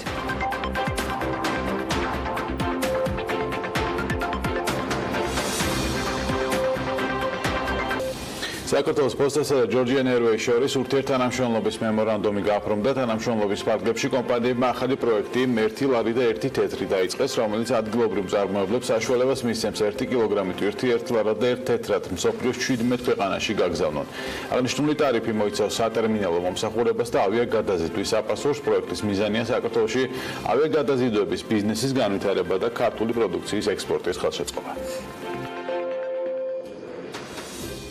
საქართველოს პოსტა და ჯორჯიანი ერვეისი საქართველოში ავიაგადაზიდვების ბიზნესის განვითარებისა და ქართული პროდუქციის ექსპორტის ხელშეწყობის მიზნით მეწარმე სუბიექტებს ერთი ლარი და ერთი თეთრი კამპანიას სთავაზობენ. კამპანიის ფარგლებში კომპანიებს საშუალება მიეცემათ საქართველოში წარმოებული პროდუქცია მსოფლიოს 17 ქვეყნის მიმართულებით პირდაპირ გაიტანონ. პროექტის ფარგლებში შემუშავებული იქნა სპეციალური საექსპორტო სატარიფო შეთავაზება, რომლის მეშვეობითაც კერძო სექტორის წარმომადგენლები შეძლებენ 1 კილოგრამი ტვირთის ერთ ლარად და ერთ თეთრად გაგზავნას. აღნიშნული ტარიფი მოიცავს სატერმინალო მომსახურებისა და ავიაგადაზიდვის საფასურს. პირველივე პროექტი მოამზადეთ ყველაზე დაბალი ტარიფი, პროექტის დასახელება ერთი ლარი, ერთი თეთრი, რაც ადგილობრივ პროდუქციას, ადგილობრივ მეწარმეებს თავაზობს ექსპორტის მომსახურებას ყველაზე დაბალ ტარიფად. ეს გახლავთ სატერმინალო მომსახურება ერთი თეთრი, საჰაერო გადაზიდვა 17 ქვეყნის მიმართულებით ერთი ლარი. ჩვენ გვაქვს დიდი მიზნები, სამომავლო პერსპექტივები, სამომავლოდ შევთავაზებთ, აი ამ დასაწყისის შემდეგ შევთავაზებთ ადგილობრივ მოხმარებლებს, ადგილობრივ მეწარმეებს, კიდევ უფრო გაუმჯობესებულ პროდუქტებს, მსოფლიოს უფრო მეტი მიმართულებით. საქართველოს პოსტის ტერმინალი თბილისის საერთაშორისო აეროპორტის ტერიტორიაზე მდებარეობს. ტერმინალის საბაჟო სასაწყობე ობიექტები აღჭურვილია საჰაერო ხომალდის სახმელეთო სატვირთო მომსახურებისთვის აუცილებელი თანამედროვე ტექნიკით.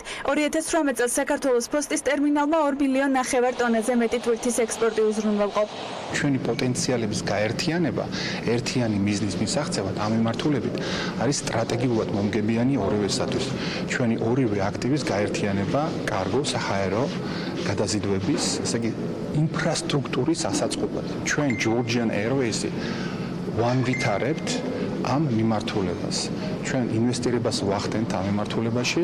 ეს არის დამატებითი შემოსავალი, ეს არის დამატებითი სეგმენტი ქვეყნისათვის, საქართველოს მეწარმეებისათვის. Georgian Airways-ის საქმიანობა მგზავრებისა და ტვირთის უსაფრთხო და საიმედო საჰაერო გადაყვანა გადაზიდვებზე და მაღალი დონის მომსახურებაზეა ფოკუსირებული. ავიაკომპანია ყოველდღიურად საშუალოდ 10 რეისს და 7500 ტონა ტვირთის გადაზიდვას ახორციელებს. სააგენტო აწარმოებს საქართველოში მიესალმება აღნიშნულ ინიციატივას. მოგეხსენებათ, ჩვენი სააგენტო ყოველდღიურად თანამშრომლობს ქართულ ექსპორტიორებთან და მეწარმეებთან. შესაბამისად, ჩვენთვის ცნობილია, რომ ეს ლოჯისტიკური ხარჯი საკმაოდ დიდი წილი უჭირავს მთლიან იმ ხარჯში, რომელიც დაკავშირებული არის სრულ ექსპორტის ციკლის განხორციელებასთან. შესაბამისად, ეს ტარიფები და უპრეცედენტო დაბალი ტარიფი, რომელსაც თავაზობს საქართველოს პოსტა და Georgian Airways-ი, იმუშავებენ როგორც დადებითი სტიმული და მოტივატორი ექსპორტის სახალისებაში. ურთიერთთანამშრომლობის პირობებით მეწარმეები 5 აგვისტოდან 5 სექტემბრის ჩათვლით ისარგებლებენ. ვის შეუძლია ისარგებლოს საქართველოს პოსტის და Georgian Airways-ის ამ შეთავაზებით ახალი პროექტი დეტალურად უნდა ვისაუბროთ მის მთავარ გეგმაზე, ინიციატივაზე და ხანგრძლივობაზე უკვე სტუმრებთან ერთად ლევან ჩიკვაიძე, საქართველოს პოსტის გენერალური დირექტორი და რომან ბოკერე, Georgian Airways-ის გენერალური დირექტორი შემოგვიერთდა საქმიანი დილის ეთერში. მადლობა, რომ ხართ ჩვენთან ერთად. პროექტთან დაკავშირებით ჩვენ ფაქტობრივად ერთი 3 კვირის წინ მქონდა ანონსი, რომ ეს შედგებოდა და ძალიან მიხარია, რომ გვაქვს შესაძლებლობა უკვე თქვენი შეთანხმების საფუძველზე ვისაუბროთ იმ გეგმაზე, რომელიც პოსტის და Georgian Airways-ის თანამშრომლობით შედგება. იყო შეთავაზება ბიზნესებთანაც, რომ ინდივიდუალურად ყოფილიყო მათთან კომუნიკაცია. ბატონო, თქვენგან დავიწყებთ, რას გულისხმობს Georgian Airways-ი ამ შეთავაზებაში და შემდეგ რა კავშირი აქვს პოსტას ამასთან? კიდევ ერთხელ დიდი მადლობა მოწვევისათვის. მახსოვს რომ ჩამოვედი შეერთებული შტატებიდან, თქვენი იყავით პირველი კომპანია, ვინც მომიწვია და დღეს უკვე პროდუქტი დავდებით საქართველოს პოსტასთან ერთად. ეს არის საჰაერო, სატრანსპორტო გადაზიდვები, Georgian Airways, საქართველოს პოსტა განახორციელებს ერთობლივად. ამერიკელებს აქვს ძალიან კარგი გამონათქვამი win-win. ამ შემთხვევაში ფასდება კონტრაქტი, რამდენად კარგია, მოგება. ამ შემთხვევაში ჩვენ გვაქვს win-win-win-win-win. ხუთი მხარეა, ვინც მოიგო, ვინ არის ეს? ეს არის Georgian Airways-ი, საქართველოს პოსტა, საქართველოს მეწარმეები, საქართველოს ეკონომიკა და საქართველოს ბრენდი, როგორც ქვეყანა, რომელიც ამვითარებს ამ ინფრასტრუქტურას. ამ შემთხვევაში ჩვენ თავაზობთ ქართულ მეწარმეებს, ქართულ პროდუქციაზე შეღავათიან ფასს, რომ განახორციელებთ მის ტრანსპორტირებას ევროპის და სხვა მიმართულებებით იმ ბაზრებზე, რომელსაც არის მოთხოვნილება. თქვენ იცით, რომ ბიზნესის წარმატებისათვის არის ორი მთავარი ფაქტორი აუცილებელი. ეს არის სისწრაფე და ხარისხი. ისევ ამერიკულ გამოთქმას მოვიყვან, future does not belong to big, future belongs to quick. ესე იგი, მომავალი ეკუთვნის არა დიდს, არამედ ვინც უფრო სწრაფი. ამ შემთხვევაში, ქართულ მეწარმეებს საშუალება ექნება სწრაფად მოახდინონ თავიანთი პროდუქციის მიწოდება ევროპის ბაზრებზე. ეს სისწრაფე ზოგადად, ჩვეულებრივ რეალობაში ავიატრანსპორტი, რომელიც ყველაზე სწრაფ ტრანსპორტს წარმოადგენს, ზოგადად სიძვირეს უკავშირდება. საიდან გამოვიდა ფასი 1 ლარი და 1 თეთრი, რა ხანგრძლივობით იქნება ეს შეთავაზება და სერვისი ქართული მეწარმეებისათვის შეთავაზებული? ორი ეროვნული კომპანია, საქართველოს პოსტა და Georgian Airways-ი, ასაკურებელად ჩვენ ვართ ეროვნული კომპანია, მაგრამ კერძო საქართველოს პოსტა არის ეროვნული კომპანია, მაგრამ სახელმწიფო, მაგრამ გავერთიანდით ერთი მიზნის მისაღწევად. ეს მიზანი არის საქართველოს მეწარმეების დახმარება მათი პროდუქციის გატანისათვის. ფასი საიდან მოვიდა, ასეთ შეღავათიანი. ჩვენ მაქსიმალურად შევამცირეთ ჩვენი ხარჯები და შევთავაზოთ პრომოუშენი 5 აგვისტოდან 5 სექტემბრის ჩათვლით 1 ლარი და 1 თეთრი 1 კილოგრამ ტვირთზე საქართველოსთან ექსპორტის მიმართულებით გატანისათვის. და ჩვენ ამას ვაკეთებთ როგორც დახმარებას ქართულ ბიზნესებს. ერთი თვის მე ჩვენ გავაგზავნებთ ამ პროექტს და ჩვენი ფასი იქნება ძალიან flexible, ძალიან მისაღები და კონკურენტუნარიანი სხვა ფასებთან შედარებით. ისევ და ისევ, რადგან ერთობლივად დავეხმარებთ ჩვენ კომპანიების ამ ახალი სეგმენტის განვითარებას და საქართველოს ეკონომიკის მეწარმეობის. ბატონო, დაანონსებული როგორც იყო თქვა ის პროექტი, რომელზეც ახლავს საუბრობთ, რომელზეც მემორანდუმი შედგა, შემდეგ იყო რომ პროექტი როდესაც ანუ ეს შეთავაზება დასრულდა, მერეც შეღავათიანი ფასი იქნებოდა მორგებული ქართული მეწარმეებისთვის, მე ალბათ დეტალებს უკეთ გავიგებთ სექტემბრის თვეში. Postis შართულობას ბატონო ამ შემთხვევაში თქვენი ინტერესი თქვენ რას იგებთ და შეთავაზებაში შემდგომ თუ გაყვებით ჯორჯი ენერგოის ცხადია ერთი თვის გასვლის შემდეგ. შეთავაზებაში თუ გავყვებით ამაზე დიდი ხანია, სამი კვირა თქვენ ახსენეთ ბატონებთან ურთიერთობა და დაანონსება, ჩვენ ცოტა კიდევ უფრო რამოდენიმე კვირით ადრე დავიწყეთ ამ თემებზე მუშაობა.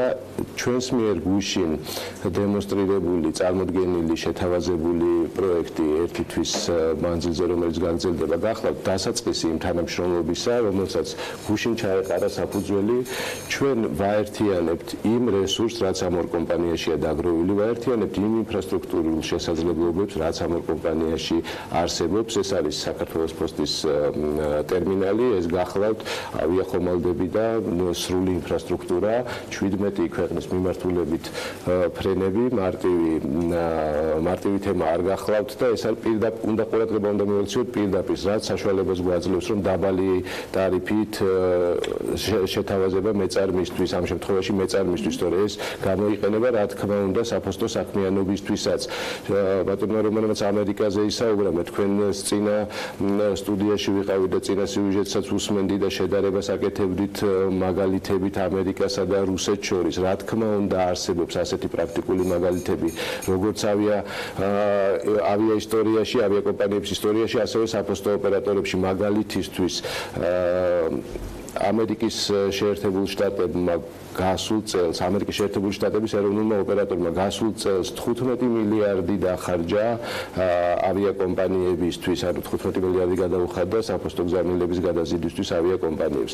რუსეთში აბსოლუტურად სხვა რეალობა აქვს, სხვა მიმართულებით წავიდნენ, რუსეთის პოსტამ პირიქით შეიძინა თვითონ ფრინავები და თვითონ ახორციელებს. ჩვენ ამაზე ბევრი ვისაუბრეთ და გადავწყვიტეთ, რომ ავიღოთ და ეს უკეთესი მაგალითია, შედეგი უკეთესი მიიღო ასეთმა თანამშრომლობამ და აი ამ ინფრასტრუქტურის გაერთიანებამ.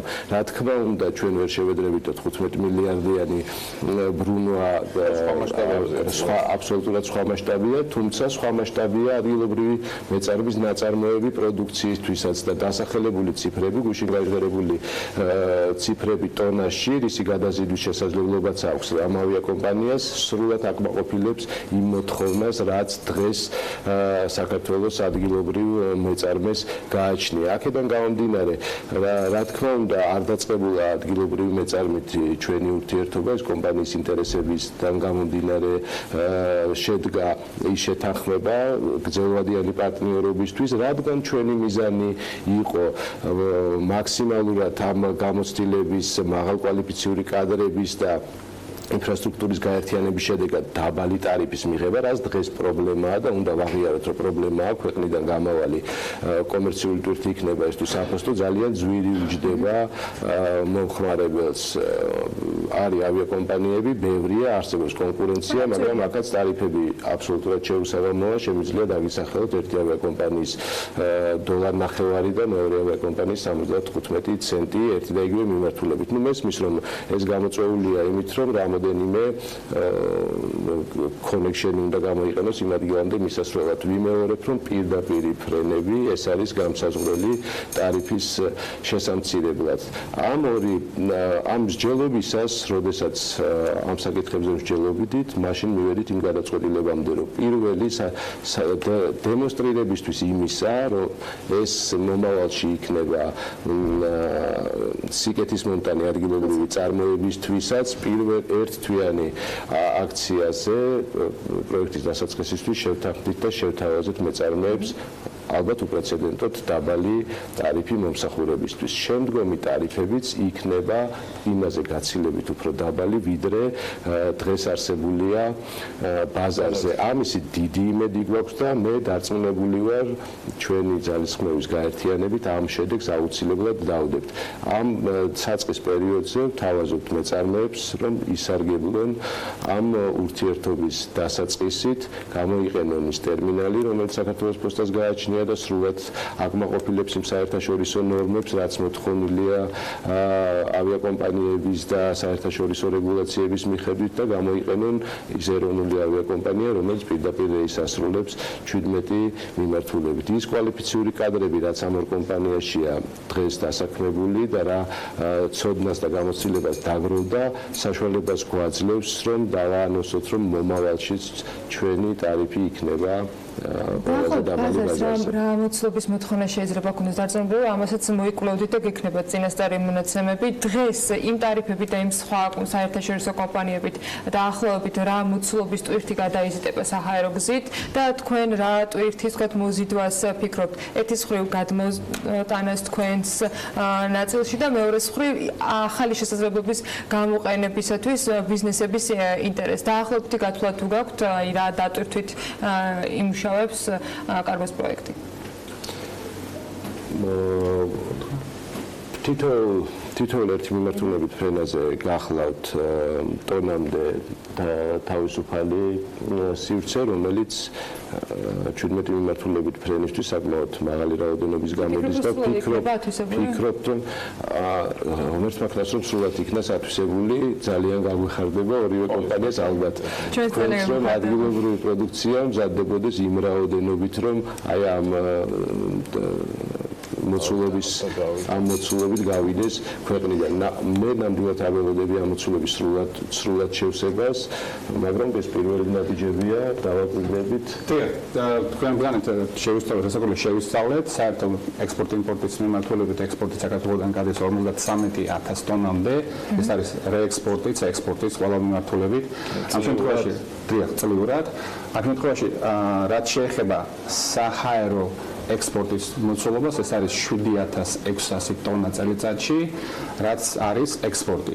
იმპორტზე მიახლოებით იგივე ციფრი არის 7800 ტონა. ასეთი ციფრები მოვიპოვეთ სტატისტიკის ეროვნული ბიუროდან და ჩვენი პოტენციალის თითო რეისზე 750 კილოგრამის გატანა შეგვიძლია. 10 რეისი გვაქვს დღეში, სადღაც დღის განმავლობაში შეგვიძლია გავიტანოთ 7500 კილოგრამამდე. ეს არის დასაწყისი ამ ინფრასტრუქტურის, ამ სეგმენტის განვითარების ჩვენთვის, Georgian Airways-თვის და ჩვენი ამბიცია, ჩვენ პატარა კომპანია, მაგრამ დიდი ამბიცია გვაქვს, როგორც ჩვენ პატარა ქვეყანა, მაგრამ დიდი ამბიცია ჩვენ გვინდა ამ სეგმენტის განვითარება იმ დონემდე, რომ არა მარტო სამოქალაქო ავიაციის რეისები იყოს დატვირთული კარგო გადაზიდვებით, არამედ უკვე მოვიდეს მოთხოვნილება, რომ შევიძინოთ კარგო სატრანსპორტო თვითმფრინავები და ამით მოვახდინოთ ჩვენი პროდუქციის და აგრეთვე იმ გეოპოლიტიკურად მნიშვნელოვანი პროექტების პროდუქციის გადატანა ევროპაში, როგორც არის ჩინეთი მაგალითად. მე დავაჟღებ ეს ინფორმაცია, რომ ესე იგი საპარტნიორო ფონდიდან ბატონ დავით საგანძილიდან მოვიდნენ ესე იგი ბიზნესმენები, ჩინელი ბიზნესმენები, რომელთაც აინტერესებს საქართველოს როგორც ჰაბი თავიანთი პროდუქციის ევროპაში გასატანად. ამისათვის საჭიროა ინფრასტრუქტურა, რომელსაც ჩვენ ახლა ვქმნით საქართველოს პოსტასთან ერთად. ესე იგი, ჩვენ არა მარტო დღევანდელი შედეგი და დღევანდელი ბენეფიტი დავდებით ჩვენი კომპანიებისთვის, არამედ ჩვენ შევქმნით პოტენციალი მომავალში არსებული შექმნილი ინფრასტრუქტურით მოვიმსახუროთ მეგა პროექტებს, აი ამ მეგა, ესე იგი, ქვეყნების ინტერესებიდან გამომდინარე. დიდი სიამოვნებით მივიღებ ამავე სტუდიაში თქვენგან ინფორმაციას, მათ შორის ამ შეთანხმების უკვე სისრულეში მოყვანის და რა თქმა უნდა, ყველა ამ მიმართულებით ტვირთების გავსების თითოეულ რეისზე. ძალიან დიდი მადლობა, რომ ვიყავით ჩვენთან ერთად. მოდი ძალიან მოგეთქვათ, უკვე დღეიდან შესაძლებელი არის, რომ მოგვართონ ქართულმა მეწარმეებმა იმისათვის, რომ ისარგებლონ ამ შესაძლებლობით, ხო? უკვე ვიღებ ზარებს გუშინდელი დღიდან. ალბათ დღეიდან უკვე დაიწყებს ბიზნესი. წარმატებებს გისურვებთ და გისურვებთ, რომ რაც შეიძლება მეტმა ბიზნესმა ისარგებლოს ამ შეთავაზებით. კიდევ ერთხელ ლევან ჩიკოიძე, საქართველოს პოსტის გენერალური დირექტორს და რომან ბოკერიას, Georgian Airways-ის გენერალური დირექტორს მასპინძლობთ საქმიანი დილის ეთერში. ახლა წინ მცირე სარეკლამო პაუზა გოლდება და ნინო ზამბახიძესთან ერთად მინდებით საქმიანი დილის ეთერში.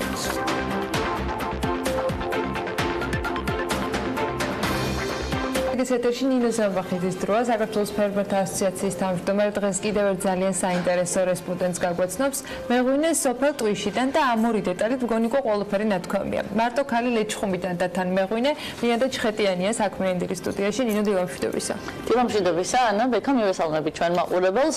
თქვენ იცით, ჩემთვის რამდენად მნიშვნელოვანია, როდესაც ადამიანები ანგრევენ სტერეოტიპებს. ჩვენ ხშირად გვსმენია იმის შესახებ, რომ ქალებს ბევრი რამ არ შეუძლიათ განსაკუთრებით ღვინოში, თუმცა ბოლო წლებმა აჩვენეს, რომ უფრო მეტი და მეტი ქალი არის ჩართული ღვინის სექტორში. უბრალოდ მირანდას თემა კიდე განსხვავებულია, იმიტომ რომ ის ისეთ რამეს აკეთებს, რაზეც რეალურად ამბობენ, რომ ქალი მართლა ვერ შეძლებდა რომ გაეკეთებინა, გამოყავს ნერგები, ხო? ვაზის ნერგები და პირველი ქალი ხარ, რომელსაც ვაზის ნერგები გამოყავს. მირანდა ძალიან საინტერესო ისტორია გაქვს, როგორ დაბრუნდი სოფელში და რატომ გადაწყვეტე მაინც ქალაქი დაგეტოვებინა და ოჯახის ტრადიცია გაგიგრძელებინა და ფიქრობ მაყურებლისთვის ზოგადად კარგი მაგალითია და მათ შორის კაცებისთვისაც დამარწმუნებელი ის, რომ ქალებს ვაზის ნერგის გამოყვანაც კი შეუძლიათ. აბსოლუტურად, რაც დრო გადის ამაში ვწუნდები, უბრალოდ ბექას მიმართ სოლიდარობით მაინც ხას უსვავ, რომ მათაც შეუძლიათ.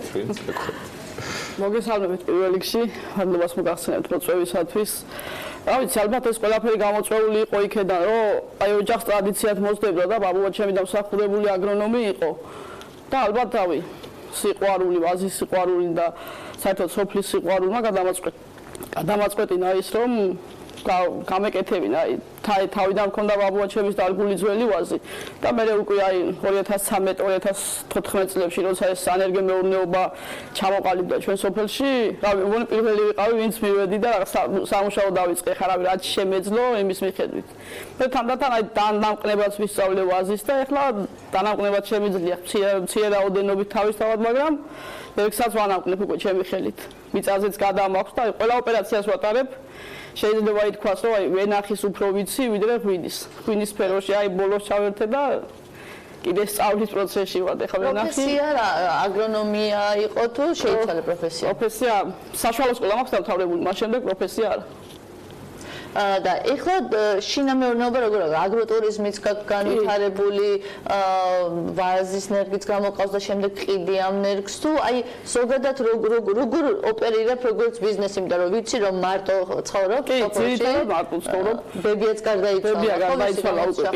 კი, 4 წელიწადი უკვე ბებიაც გარდაიცვალა და კიდე ერთხელ წარმოიშვა იმის აუცილებლობა და საჭიროება, რომ ვითომ აი წამოდი ეხლა მაინც ქალაქში მარტო აი დაახლოებით 400-500 მეტრში მეზობელიც არ აქვს რა, ისეთი ადგილია და ეხლა მაინც წამოდი ქალაქში და ნუ იქეთაც ვიაროთ და რაღაც ესე, მაგრამ მეთქია უკვე ვაზი დარგული მქონდა 2-3 წლის იყო და იმ დონეზე მიყვარდა რომ აღარ წამოვედი საერთოდ და დავჭი იქ.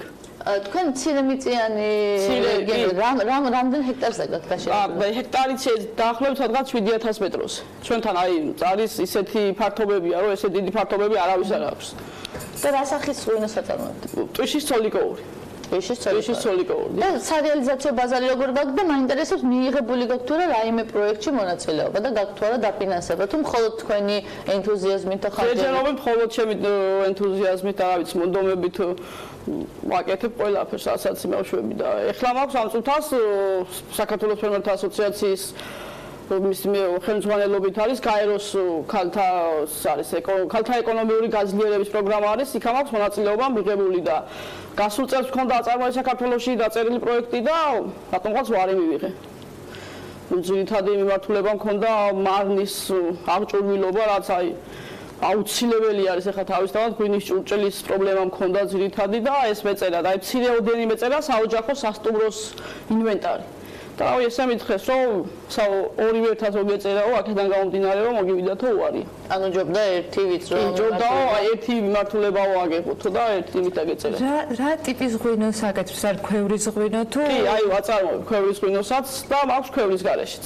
დაახლოებით რა მოცულობაზე გადის მასშტაბები? ნუ ეხლა ჯერჯერობით ვარ სადღაც 700-800 ბოთლამდე უკვე ამ წლის გასული წლის მოსავალით მივედი. ჩვენ თან ხელით ოჯახურ პირობებში ამ წუთას აი ყველაფერ ოპერაციას პოდში ჩასმისას ხელით იმარშვი. პრინციპში უფრო ძვირადღირებულია, იმიტომ რომ რაც უფრო ინდუსტრიალიზაციაში გადადის, უფრო ფასი ესე რა ვთქვათ.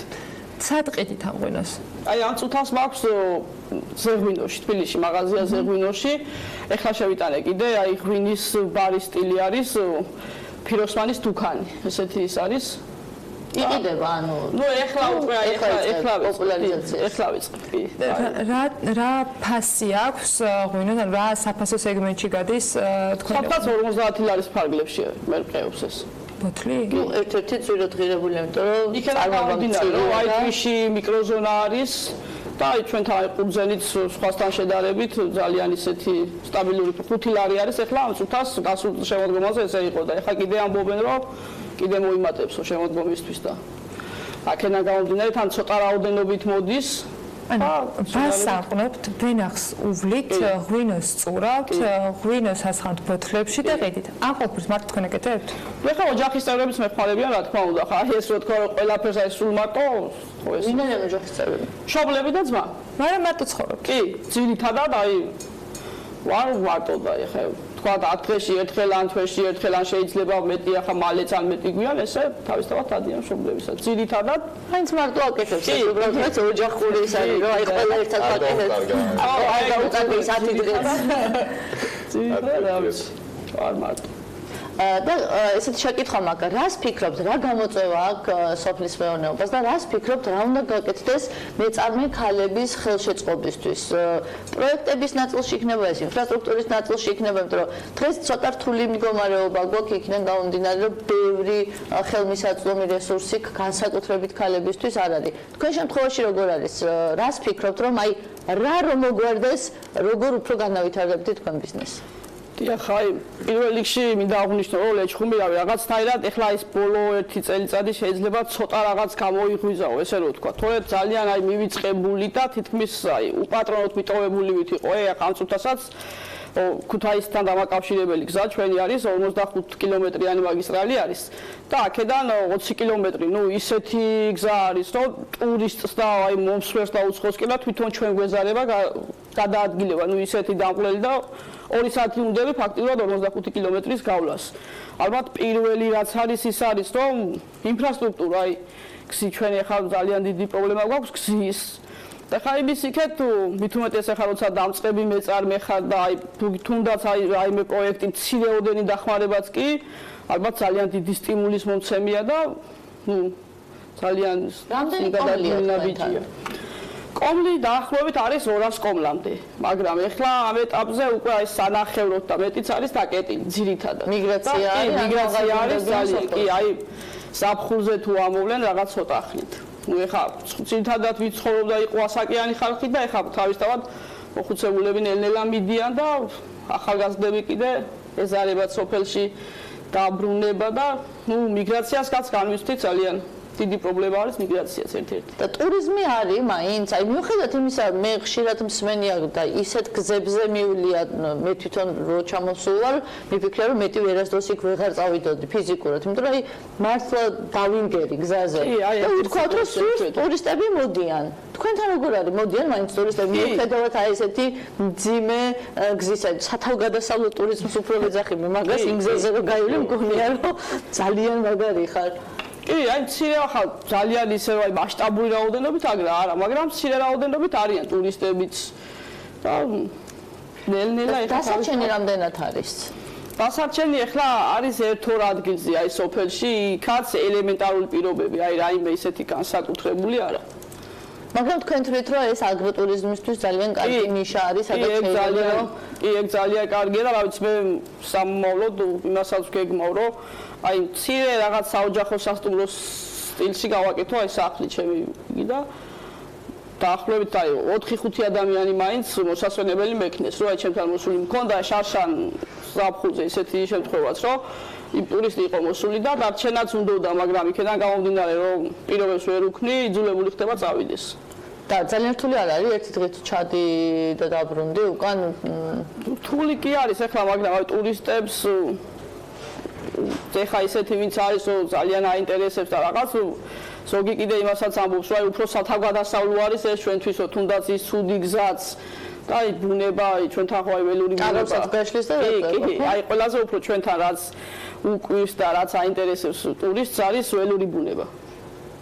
და თვითონ მოსახლეობა რითი არის დაკავებული? ანუ სოფლის მეურნეობა არის თუ არა თქვენთან განვითარებული? თქვენ თქვით რომ 500 მეტრის რადიუსზე არც არავინ არ ცხოვრობს. ანუ რეალურად ვითარდება თუ არა? თუ მხოლოდ ისეთი წვრილი შინამეურნეობები არის, რომელიც თვითონ საკუთარ პროდუქციას აწარმოებენ? აი, ძირითადად არის ეს წვრილი შინამეურნეობები და მაინც ძირითადი გათვლა და ხედვა არის აი მეღვინეობის განხილვა ჩვენთან რომ ეხლა მეღვინეა? უფრო მეტი მე ვენახი. ეხლა მაინც ძირითადი მომხმარებელი ყავთ და ურჩევნიათ რომ აი შემოდგომაზე ყურძენი გაყიდონ. იქიდან გამომდინარე რომ ახლა მე ღვინოს თავისთავად ბევრი პროცესები აქვს, მე კიდე აი ბაზარით საძებარი გაქვს და ნუ ძალიან რთულია და ურჩევნიათ რომ ახლა თან თავისთავად გაჭირვებაც არის და ურჩევნია გლეხს რომ გაყიდოს აი შემოდგომაზე ის ყურძენი და რაღაცაში მოიხმაროს ხო ახლა თავისთავად და ღვინის დაყენება კიდე პრობლემებთან არის როგორი გამოვა, არ გამოგივა რაღაც თავს იკავებენ, მაგრამ შეძლების დაგვარად ეხლა უკვე ნელ-ნელა მატულობს აი მეღვინის რაოდენობაც იქიდან გამომდინარე რომ უკვე ადგილზეც ღვინოზე დიდი მოთხოვნილებაა და თითქმის ყოველ კვირაში შეიძლება 4-5 მოვიდეს რომ მოთლის არა, მაგრამ ჩამოსასხმელად უნდა ისე რომ წაიყიდოს და წაიყოს. Რაღა დაგვრჩენია, გარდა იმისა, რომ ისევ წავიდეთ, ისევ დავაგემოვნოთ, ისევ დაუჭიროთ მხარი ადგილობრივ წარმოებას. რამდენი წელი არის ანა მე ამ გადაცემაში ვარ? 3 წელი არის და 3 წელი არის ყოველ ოთხშაბათს საუბრობთ იმაზე, რომ ქვეყანას სჭირდება ინფრასტრუქტურა, ქვეყანას სჭირდება ფინანსური რესურსები და სადაზღვევო მექანიზმი. 3 წელიწადია, თუმცა აქ უნდა ვთქვა, რომ ამონარიდებს ვნახულობდი ილია ჭავჭავაძე 1872 წლიდან სწორედ ამას საუბრობდა, რომ ინფრასტრუქტურა, განათლება, პროფესიული სწავლება, ადგილსამამულო ბანკი და შესაბამისად ფერმერებისთვის და გლეხკაცებისთვის მიცემა ბაზრის რომ მათ გაყიდონ თავისი პროდუქტი. არაფერი არ იცვლება, თუმცა იმედი დავიტოვოთ, რომ ძალიან მალე, როდესაც ჩვენ გვეყოლება სტუმრები და ჩვენ ჩავალთ რეგიონებში, განსხვავებული რეალობა დაგხვდება და ვისაუბრებთ იმაზე, როგორ მოვახდინოთ მხოლოდ ბაზრის დივერსიფიცირება და არა იმაზე, რომ გჭირდება რა თქმა უნდა და არა იმაზე, რომ გჭირდება ინფრასტრუქტურა, საწყლავის სისტემა, ფინანსური რესურსზე ხელმისაწვდომობა, იმიტომ რომ ზაობა არის, ბევრი ქალი არის ჩართული, ბევრი კაცი არის ჩართული, მეწარმეობის სულისკვეთება როგორც ჩანს ქართველებს გვაქვს, თუმცა გამოწვევა ძალიან ბევრია. მე დღეს გემშვიდობებით, მე შემდეგ ვეღარ ეს თქვა ვეღარ წავიყვან სეზონის ბოლომდე ვეღარ ვიქნები ეთერში, იმიტომ რომ უცხოეთში მივგზავრები კვლავ ისე თქვენი დასწრება და შემდეგ შევხვდებით სექტემბერში კვლავ და ისე აუცილებლად და გავაგრძელებთ კვლავ საუბარს იმ გამოწვევებზე და წარმატებებზე, რომელიც ჩვენ დარგს გააჩნია. ნინო, წარმატებებს გისურვებ პირადად შენ და დარწმუნებულია, რომ ეს არ იქნება ბოლო ბაჩორის, რომელსაც სასიამოვნო ამბავს შეგვატყობინებ ხოლმე. ნინო ზამბახეცე შეერთებულ შტატებში უშვებთ, მე მგონი ამჯერად ინგლისში უშვებთ. ხო, ამერიკაში რომ ვეღარ ვასწრებ დავეცი ამის ამბებს. მადლობა ნინო ამ სეზონისათვის, გელოდებით უკვე სექტემბრიდან. დღეს საქართველოს ფერმერთა ასოციაციის თავმჯდომარე მინანდა ჩხეტიანს მეღვინის მასპინძლობდა. ჩვენ კი მათთან ერთად გემშვიდობებით. წინ გელოდებათ საქმის კურსი ეთერები დღის განმავლობაში. რა თქმა უნდა, უდუმედ განახლებადი ამბები BM-წერტილიჯზე 11 საათის აქცენტის ბრიფინგია ჩანიშნული და იმის ეკონომიკური ზრდის მაჩვენებლებს გაეცნობით სულ რამდენიმე წუთში წინასწარი პროგნოზით. ჩვენ კი ხვალ დილით 8:00-ზე შეხვდებით ერთმანეთს და პირველზე ბედნიერი დღე.